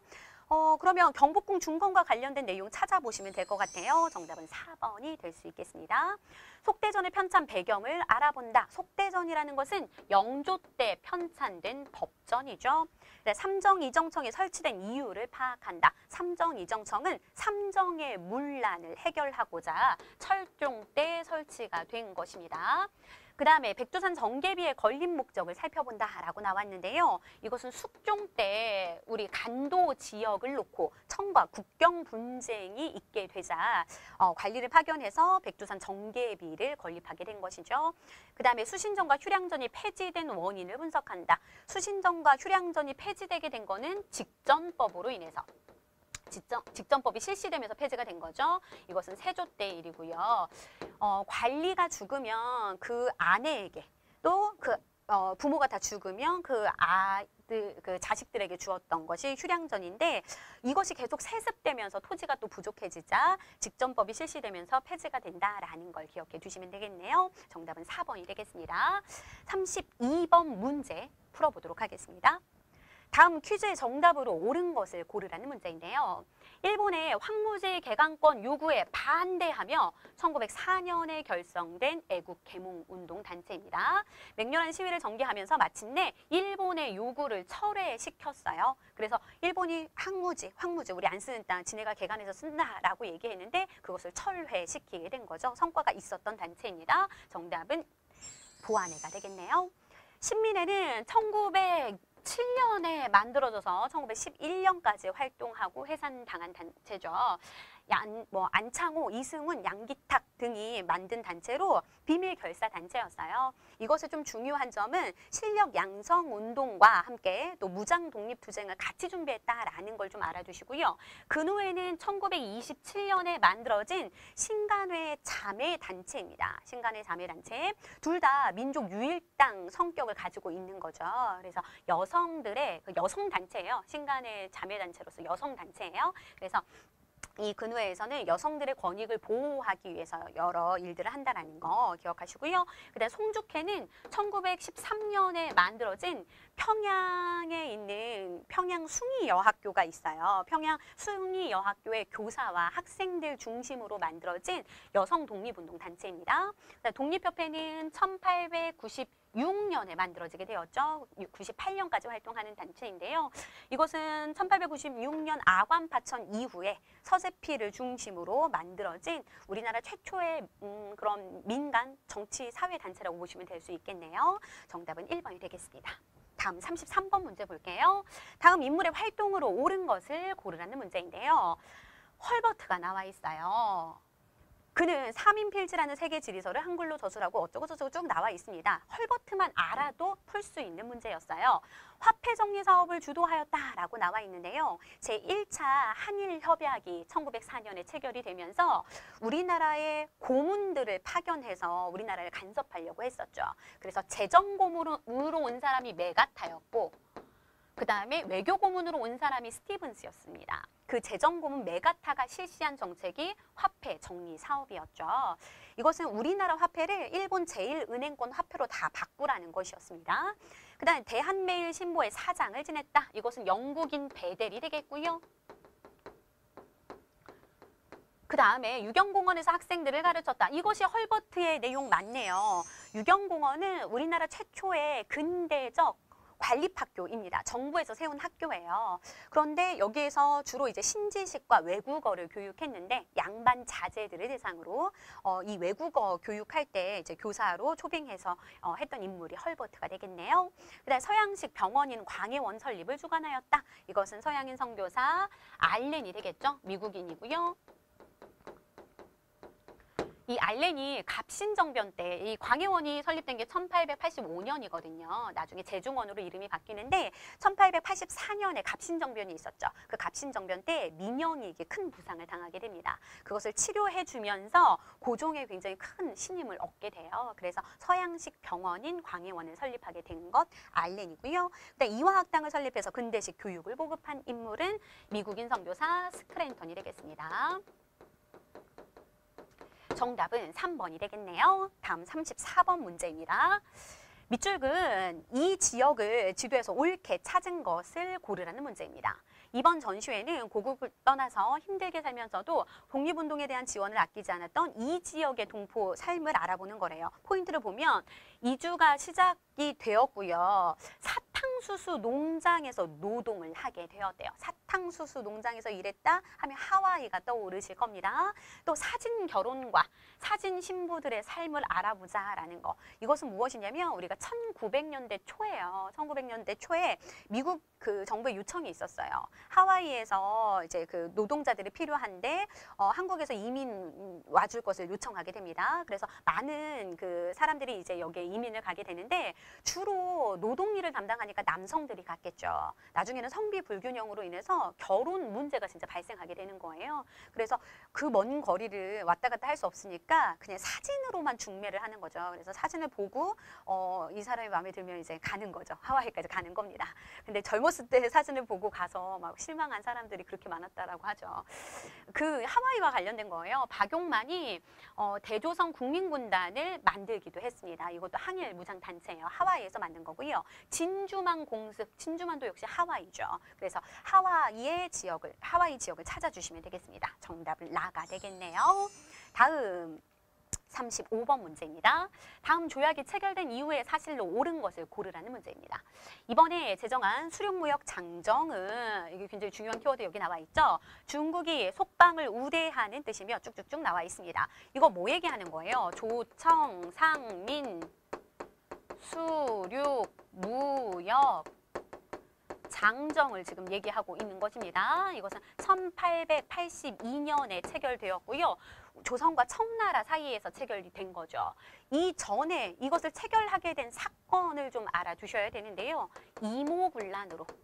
이모군란이 1882년에 있었죠. 99대의 난이었습니다. 근데 이 이모군란을 누가 진압해 주게 되나요? 청군이 진압하게 됩니다. 청군이 진압하게 되면서 조선과 청나라 사이에 이 무역 장정을 체결하게 되는 것이죠. 청나라 상인들의 내지 통상권을 허용한다라는 게 굉장히 중요한 골자예요. 내지까지 들어와서 상행위를 하겠다라는 거죠. 그래서 청나라의 그런 경제적 침탈이 가속화되자 일본도 또 가만히 안 있죠. 그래서 조청 상미 수륙 무역 장정 이후에 일본과 청나라의 그런 경제적 침탈이 굉장히 가속화가 된다라는 거 알아두시면 되겠고요. 한번 찾아봅시다. 병인 양요가 일어났다. 이거 이후 사건을 고르라고 하니까 시기 잘 보셔야 돼요. 병인 양요는 병인 박해 때문에 일어난 사건이었죠. 프랑스 군함이 쳐들어온 사건입니다. 이거는 1866년의 사건이니까 훨씬 전 일이고요. 그다음에 운요 사건이 발생하였다. 이것은 1875년 사건입니다. 이것으로 인해서 강화도 조약이 체결되었고요. 그다음에 통리기무화문이 설치된 거. 우리나라 최초로 개화 정책을 추진하기 위해서 만든 근대적 행정기구 1880년에 만들어지게 됩니다. 1880년 통리기무화문. 그 다음에 김옥균 등이 갑신정변을 일으킨 거 1884년 일이 되겠습니다. 1882년 다음 이후를 고르라고 했으니까 갑신정변 4번이 정답이 되겠네요. 그 다음 오페르트가 남영군의 묘를 도굴하려 하였다. 이거 오페르트 도굴 사건 얘기하는 것입니다. 1868년 일이 되겠네요. 정답은 4번이 될 수 있겠습니다. 다음 문제 볼게요. 36번 문제입니다. 다음 밑줄 그은 사절단에 대한 설명으로 옳은 것을 골라보라는 문제예요. 정권 대신 민영익과 함께 보빙을 목적으로 파견된 사절단을 이끌었던 부정권 대신 홍영식이 먼저 귀국하여서 고종과 대화를 나누고 있대요.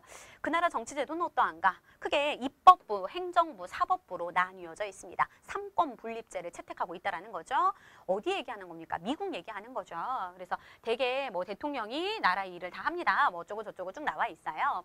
그러면 이 사절단에 대한 설명, 미국에 파견한 사절단을 얘기하는 것입니다. 보빙사를 얘기하고 있는 거죠. 보빙사, 미국에 파견한 사절단.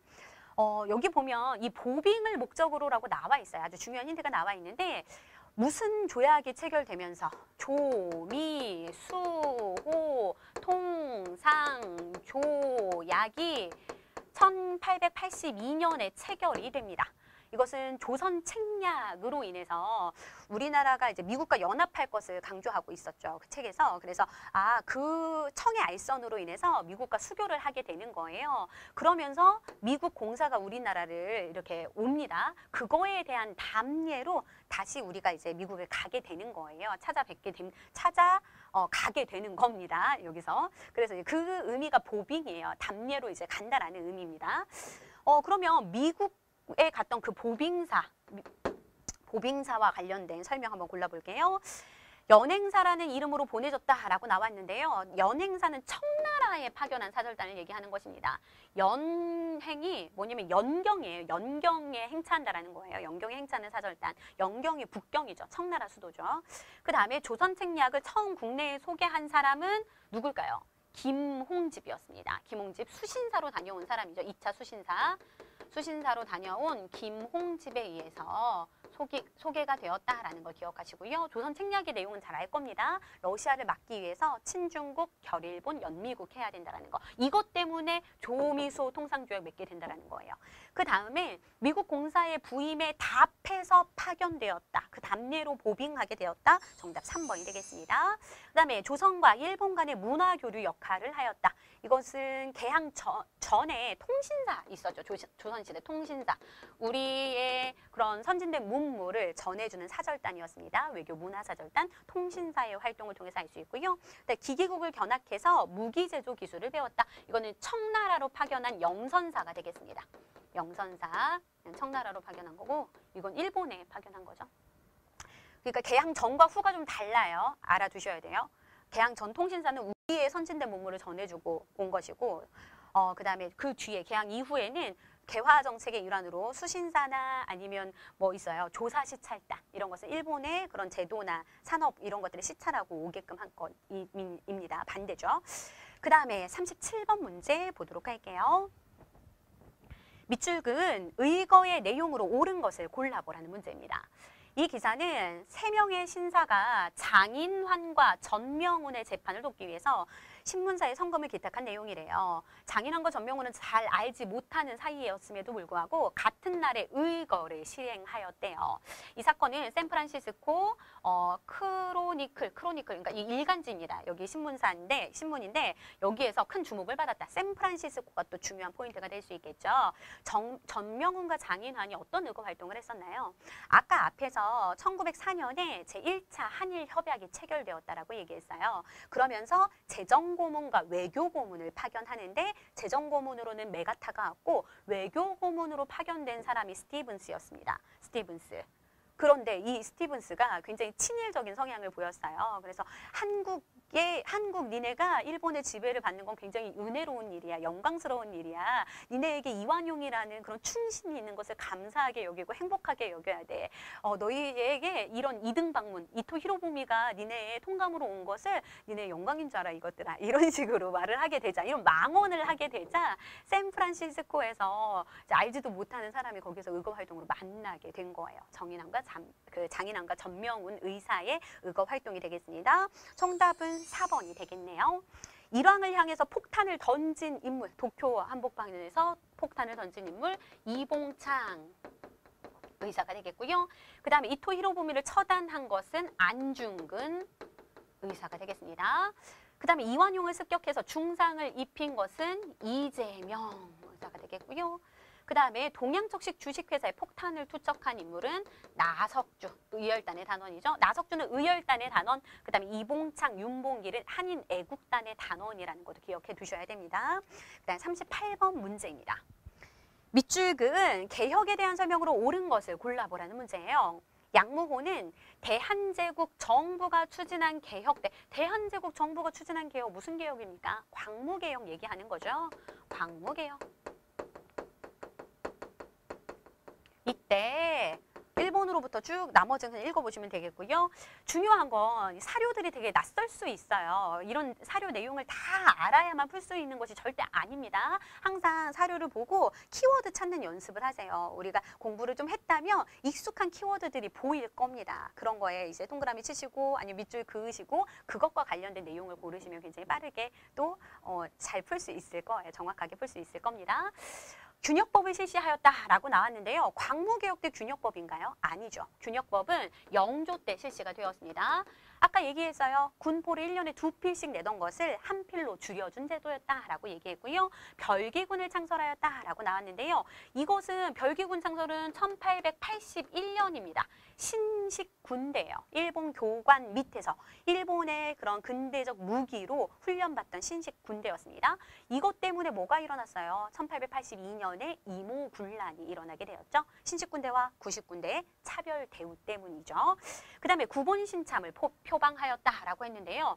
옛것을 근본으로 하고 새로운 것들을 참작한다라는 의미예요. 그럼 이게 바로 광무개혁의 기본 이념이었습니다. 구본신참. 그러니까 막 그냥 받아들이는 것이 아니라 옛것을 기본으로 하고 그리고 새로운 것을 참작한다라는 점진적인 개혁을 추구했다라는 것을 알 수 있는 표어가 되겠죠. 그 다음에 리을, 양전을 실시하고 양전사업, 토지조사 사업을 실시하고 지계, 근대적인 토지 소유권 문서인 지계를 발급한 거 광무개혁의 굉장히 중요한 내용 중에 하나죠. 정답은 디귿, 리을 5번이 정답이 되겠네요. 39번 문제입니다. 밑줄근 기업과 같은 일제의 정책이 실시된 시기에 있었던 사실로 옳은 것을 골라보라는 문제예요. 만세전에 이런 얘기가 나와 있습니다. 선생님이 사배를 차고 환도를 차고 큰 칼이죠. 군인들이 차는 그 군도를 얘기하는 거예요. 그걸 차고 교단에 오르는 나라가 있는 것을 보셨습니까? 그러니까 교사가 제복을 입고 칼을 차고 수업했다라는 걸 얘기해 주는 거. 이거 1910년대 헌병 경찰 통치 시기를 얘기하고 있는 거죠. 무단 통치 시기. 그럼 그 시기의 사건을 고르라는 거예요. 일제강점기는 항상 이렇게 시기 묻는 문제가 잘 나옵니다. 그래서 10년대, 20년대, 30년대 이후 해가지고 그 세 시기로 좀 나뉘어서 구분할 수 있게 좀 정리를 해주시면 좋고요. 그럼 찾아봅시다. 원산 총파업이 일어났다라고 했는데요. 이거 원산 노동자 총파업이죠. 노동쟁의입니다. 1929년에 일어난 거고요. 미국 공출제가 실시가 되었다라는 것은 이건 1940년에 실시가 된 거예요. 민족 말살 정책 그 시기죠. 그 다음에 헌병 경찰제가 실시가 되었다. 이거 1910년대 맞네요. 정답 3번이 되겠습니다. 그래, 경성제국대학이 설립된 거 1924년입니다. 1920년대에 우리나라에서 밀립대학 설립운동이 일어나게 되죠. 그런데 그러니까 그 말 그대로 민간인들이 다 성금 모아가지고 대학을 설립하자라는 운동이었어요. 그런데 일본이 그것을 무마시키고 회유하는 차원으로 설립해준 대학이 경성제국대학입니다. 그 다음에 여자정신근로령이 공포된 것, 이것은 1944년이죠.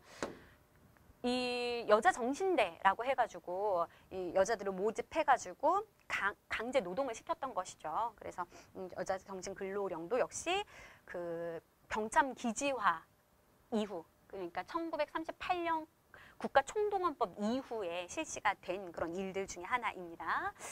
민족 말살 통치 시기였다라는 거 정리해 두시면 되겠네요. 40번 문제 보도록 하겠습니다. 가에 들어갈 법령으로 옳은 것을 골라보라는 문제예요. 굉장히 낯선 인물 나왔습니다. 신출귀몰 독립운동가 이재유라고 나왔는데요. 이재유를 몰라도 이 문제는 풀 수 있어요. 경성 트로이카를 이끌었던 그러니까 그 사회주의 단체였어요. 사회주의자이자 독립운동가였던 이 사람이 체포가 되었대요. 그런데 일제는 이재유처럼 이렇게 식민 통치에 반대하고 사유재산 제도를 부인하는 이런 사회주의자 인물들을 탄압할 목적으로 이것을 제정하였다라는 것입니다. 힌트는 언제? 1925년에. 사회주의자들과 독립운동가들을 탄압할 목적으로 제정한 법률 뭐가 있습니까? 법령 뭐가 있어요? 바로 치안유지법이 되겠죠. 정답은 3번이 되겠습니다. 굵직굵직한 것들은 좀 알고 계시면 좋아요. 국가총동원법은 1938년. 37년에 뭐가 있었어요? 중일전쟁이 있었죠. 그래서 중일전쟁 이후에 우리 민족을 침략전쟁에 동원시키기 위해서 물적 자원과 인적 자원을 수탈하기 위해서 만든 법령이 국가총동원법이고요. 그래, 치안유지법 여기 나왔죠. 1925년에 사회주의를 탄압할 목적으로 제정이 되었는데 이것으로 독립운동가까지 다 탄압을 했다라는 거 기억하시고요. 그 다음에 신문지법은 1907년에 만들어진 거예요. 신문을 탄압하기 위해서, 우리나라 신문을 탄압하기 위해서 일제가, 그리고 언론을 통제하고 탄압할 목적으로 만들어진 것이죠.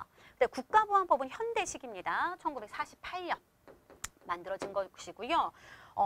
국가에 반하는 그런 사람들을 이제 또 처벌하기 위해서 반국가 활동을 규제하기 위해서 만든 법령인데 주로 이제 좌익 세력을 탄압할 목적으로 만든 것이죠. 그다음에 토지조사령, 이건 1912년에 만들어진 것입니다. 토지조사 사업을 실시하기 위해서.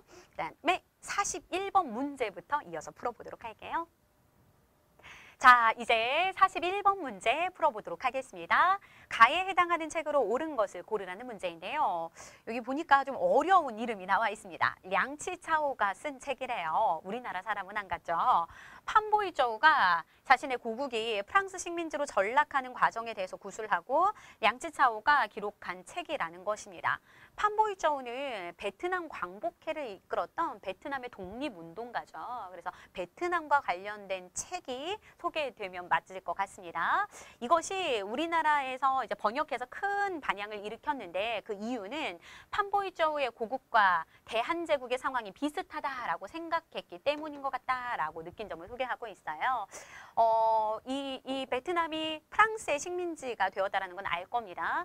어떤 상황이었을까요? 우리나라는 일제의 식민지가 되는 그런 상황에서 같은 처지라고 느꼈던 것이죠. 그래서 이 책을 이제 사람들이 많이 읽게 되었는데 그 책은 무엇이냐? 바로 월남망국사라는 것이죠. 베트남이 그 멸망하는 것이 결코 남의 문제가 아니다라는 것을 우리 조선 사람들이 인식하고 있었던 것 같아요.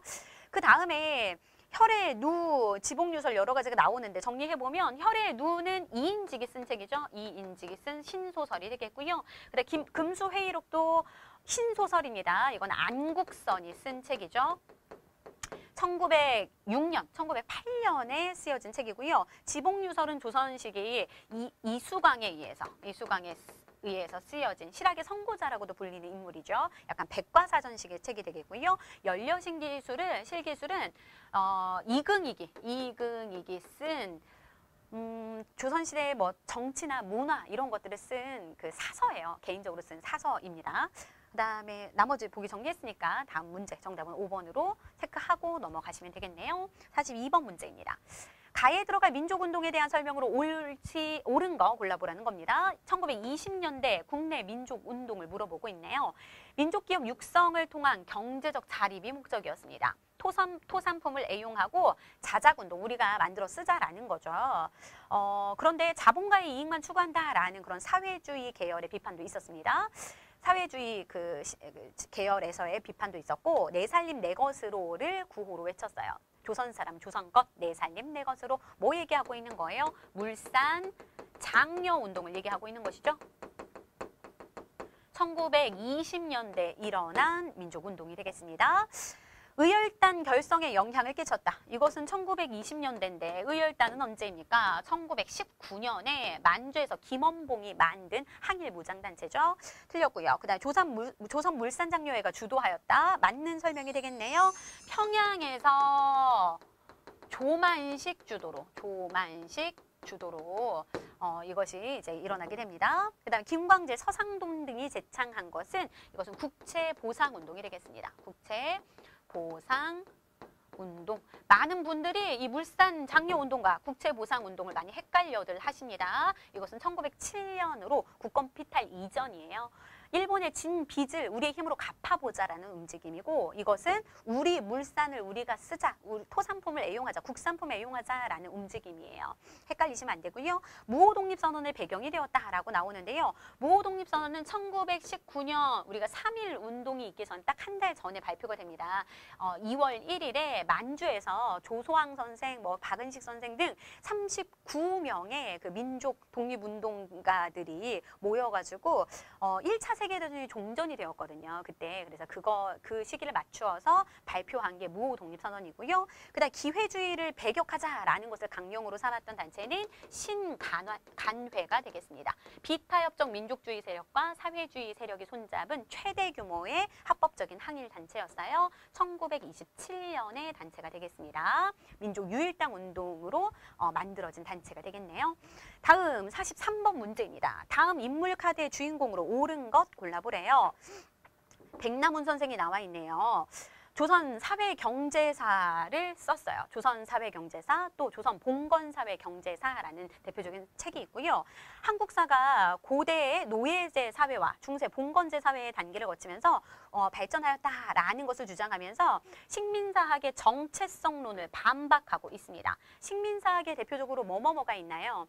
정체성론, 타율성론, 그 다음에 당파성론이 있죠. 여기서 정체성론은 니네 나라 한국은, 일본 입장에서 니네 나라 한국은 이런 그 세계사적으로, 전 세계사적으로 보편적인 발전 법칙이 있는데 니네는 고대 사회에 머물러 있어. 니네는 중세, 봉건제 사회가 없어. 라고 얘기하는 것입니다. 정체되어 있어. 라고 주장을 하는 것이죠. 그것에 반박하면서 아니야. 우리나라도 똑같이 우리나라 역사도 세계사적인 그런 보편적인 발전 법칙에 따라서 고대 노예제도 있고 중세 봉건제 사회가 다 단계적으로 밟으면서 발전하고 있어. 라는 것을 주장하신 분이 바로 백남훈 선생이 되겠죠. 사회경제사학자가 되겠습니다. 나홍규는 영화 아리랑을 만든 인물이 되겠고요. 박은식 선생, 신채호 선생은 둘 다 민족주의 사학자입니다. 박은식 선생의 책, 신채호 선생의 책 알아두시면 좋아요. 국혼을 강조했죠. 국가의 국혼을 강조했고 한국통사, 독립운동 지혈사라는 책을 썼고요. 신채호 선생은 한국 고대사 연구를 강조했습니다. 그러면서 우리 민족의 기원, 우수성을 강조했었죠. 그래서 조선 상고사, 조선사 연구초, 독사실론이라는 그런 논설을 게재하기도 하고요. 이런 것들 알아두시고요. 주시경 선생은 국어학자예요. 국어학자. 국문연구소를 설립하기도 한 국어학자가 되겠습니다. 국문연구소. 네. 그 다음에 44번 문제 볼게요. 다음 글에 나타난 시기에 있었던 일제의 정책으로 옳은 거 골라보라는 겁니다. 장준하 선생의 돌베개에 나와 있는 그 얘긴데요. 이 날은 광활한 대지에 나의 운명을 맡긴 날이래요. 중경을 충칭 얘기하는 것입니다. 이것을 찾아가기 위해서 왜 여기를 찾아가려고 했을까요? 충칭하면 떠올라야 되는 것. 대한민국 임시정부가 여기로 상하이에서 여기로 이제 나중에 옮겨가게 되죠. 1940년에.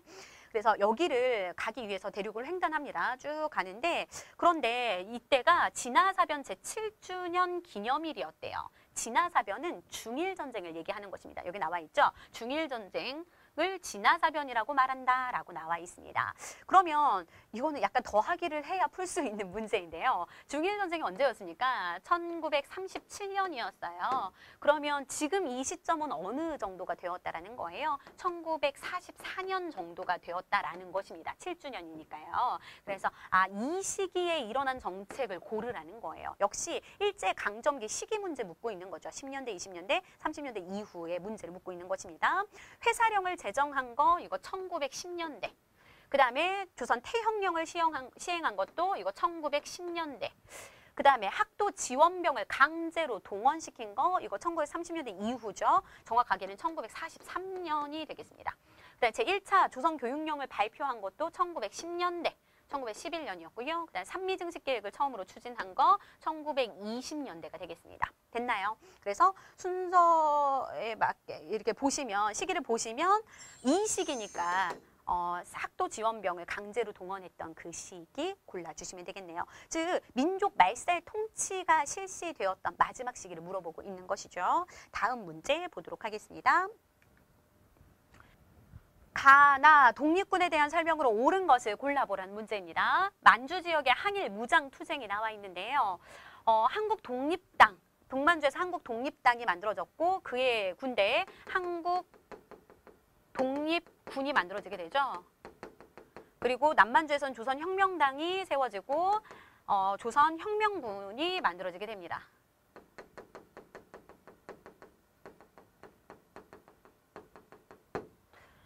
한국 독립군은 1930년에 결성되어서 지청천의 지휘하에서 쌍성보 대전자령 전투에서 일본군을 물리치게 되는 거고요. 조선혁명군은 양세봉의 지휘하에서 영릉과 흥경성 전투에서 일본군의 승리를 하게 되는 것입니다.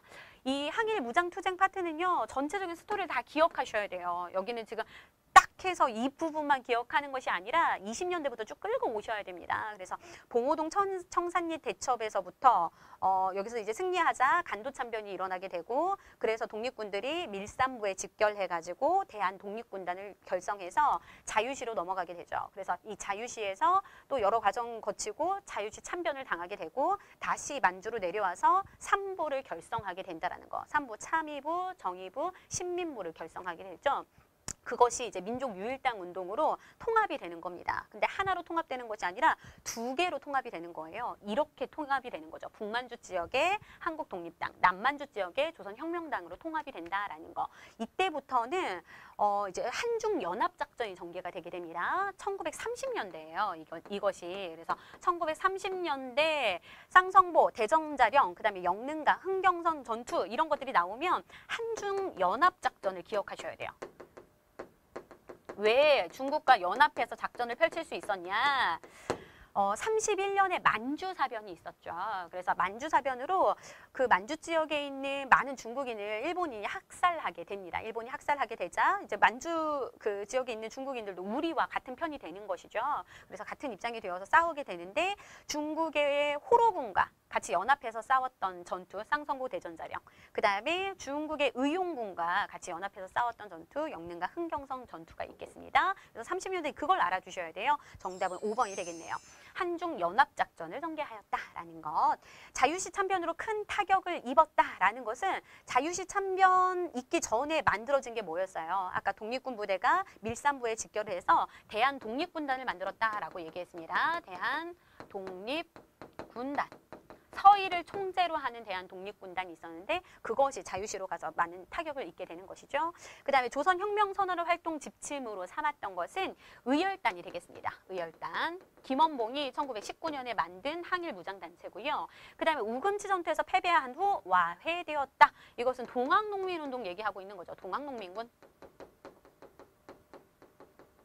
그 다음에 삼원보에 신흥무관학교를 설립하였다. 이거는 신민회가 되겠네요. 신민회. 대표적으로 이회영 선생 있죠. 이회영. 그래서 정답은 5번이 되겠습니다. 30년대 한중연합작전 잘 알고 계셔야 돼요. 그 다음에 46번 문제입니다. 가나 사이의 시기에 있었던 사실로 옳은 것을 보기에서 고른 것을 묻고 있는데요. 사진으로 보는 광복 이후 현대사에서 대한민국 정부 수립이 나와 있어요. 이거 1948년 8월 15일의 모습이고요. 그다음 인천 상륙작전, 이건 6.25 전쟁이죠. 1950년에 6.25 발발합니다. 이건 9월 15일에 9.15에 인천 상륙작전이 전개가 되는 것이죠. 그럼 그 사이 사실 찾아볼게요.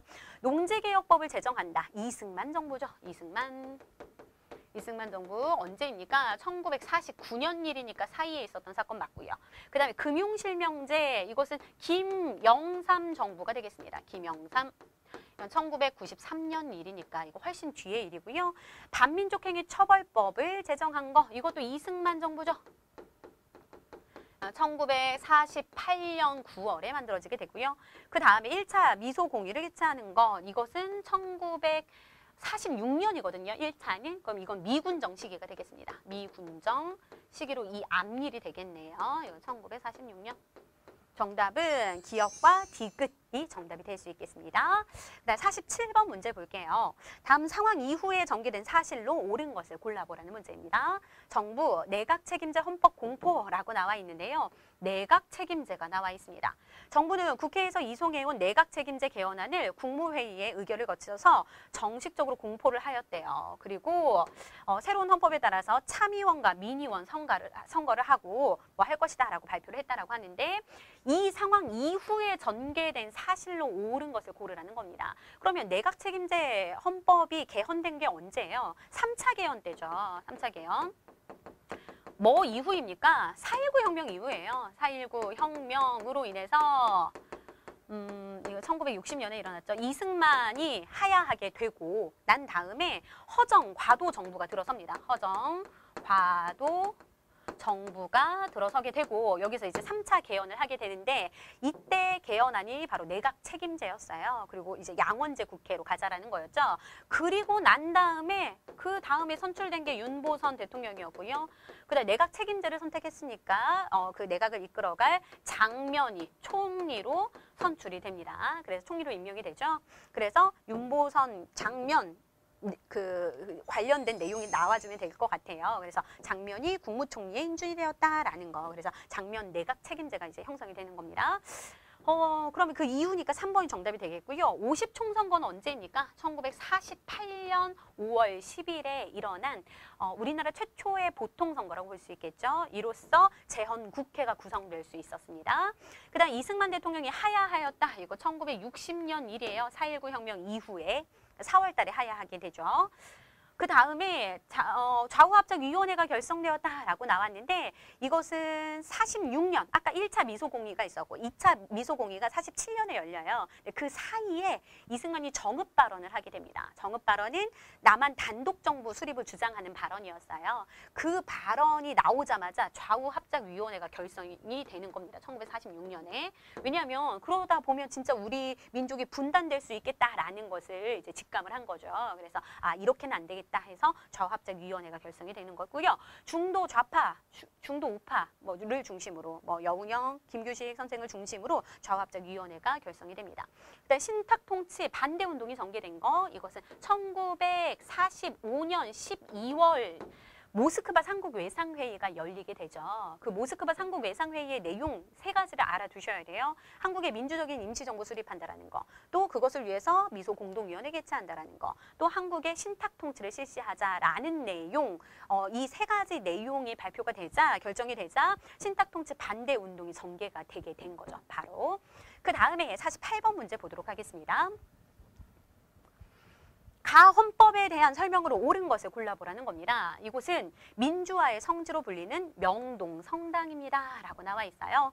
1976년에 재야 인사들은 여기서 박정희의 장기 집권을 강화시킨 이 법에 반대하는, 이 헌법에 반대하는 3.1 민주구국선언을 여기서 1976년에 발표하게 된대요. 그럼 가에 들어가는 건 뭡니까? 장기 집권을 위해서 무슨 헌법 개정을 했어요? 유신헌법을 발표하게 되죠. 유신헌법. 1972년 사건이 되겠습니다. 그래서 그 이후에 그것을 반대하면서 여러 이제 민주화 운동 시위들이 있는데 그 중에 이제 하나가 3.1 민주구국선언이 되겠습니다. 그러면 이 헌법에 대해서 묻고 있는 거예요. 유신헌법에 대해서 찾아보면 대통령에게 긴급조치권을 부여하였다. 4번이 정답이 되겠습니다. 국가 비상사태 때 헌법을 대통령이 일시적으로 정지시킬 수 있는 거예요. 그렇게 해서 국민의 기본권을 제한할 수 있다는 거죠. 그 긴급조치권을 부여한 거. 정답 4번이 되겠고요. 재헌국회에서 제정된 게 아니라 그것은 통일주체국민회의에서 제정이 된 것이고 재헌국회에서 제정된 건 뭡니까? 재헌헌법이겠죠. 그죠? 그러니까 초대 국회가 재헌국회예요. 여기에서 재헌헌법이 제정이 된 거고 그 다음에 6월 민주항쟁의 결과로 제정되었다. 이것은 6.29 직선제로 대통령 뭐 하겠다라는 거예요. 대통령 직선제의 개헌이 이루어지죠. 대통령 직선제. 대통령을 국민이 직접 뽑을 수 있게 되었다라는 것입니다. 그리고 또 5년 단임제, 그 임기를 5년 단임으로 하자라는 거였죠. 이제 헌법을 개정하자라고 하는 그런 움직임이 지금 추진되고 있죠. 그다음에 국회를 양원제로 운영하도록 하였다라는 거. 이거 아까 3차 개헌이라고 앞에서 말씀드렸어요. 3차 개헌 1960년입니다. 60년. 그다음에 대통령 선출 방식을 직선제로 규정한 거. 이거 6월 민주항쟁, 6.29 선언 때입니다. 6월 민주항쟁. 이게 9차 개헌이고 현행 헌법이에요. 알겠죠? 그 다음 49번 문제 볼게요. 다음 대화에 나타난 민주화 운동에 대한 설명으로 옳은 거 골라보래요. 서울의 봄 이후에 광주에서 시민군이 결성되었던 이유에 대해서 알고 싶어요. 광주 시민군 나오니까 이거 5.18 민주화 운동이구나 라는 거 알 수 있을 것 같은데요. 공수부대가 집단 발포를 하자 시민들이 스스로를 지키기 위해서 무장하고 저항했던 것입니다. 그래서 시민군이 결성이 된 거죠. 무기를 갖추면서. 그래서 5.18 민주화 운동 찾아보면 되겠는데요. 이것은 1980년에 이루어진 거죠. 4.13 호원조치, 먼저 정답부터 정리합니다. 신군부가 계엄령을 전국적으로 확대되었던 것에 반대하였다라고 나왔는데요. 정답이 맞습니다. 여기서 서울의 봄 나오는데요.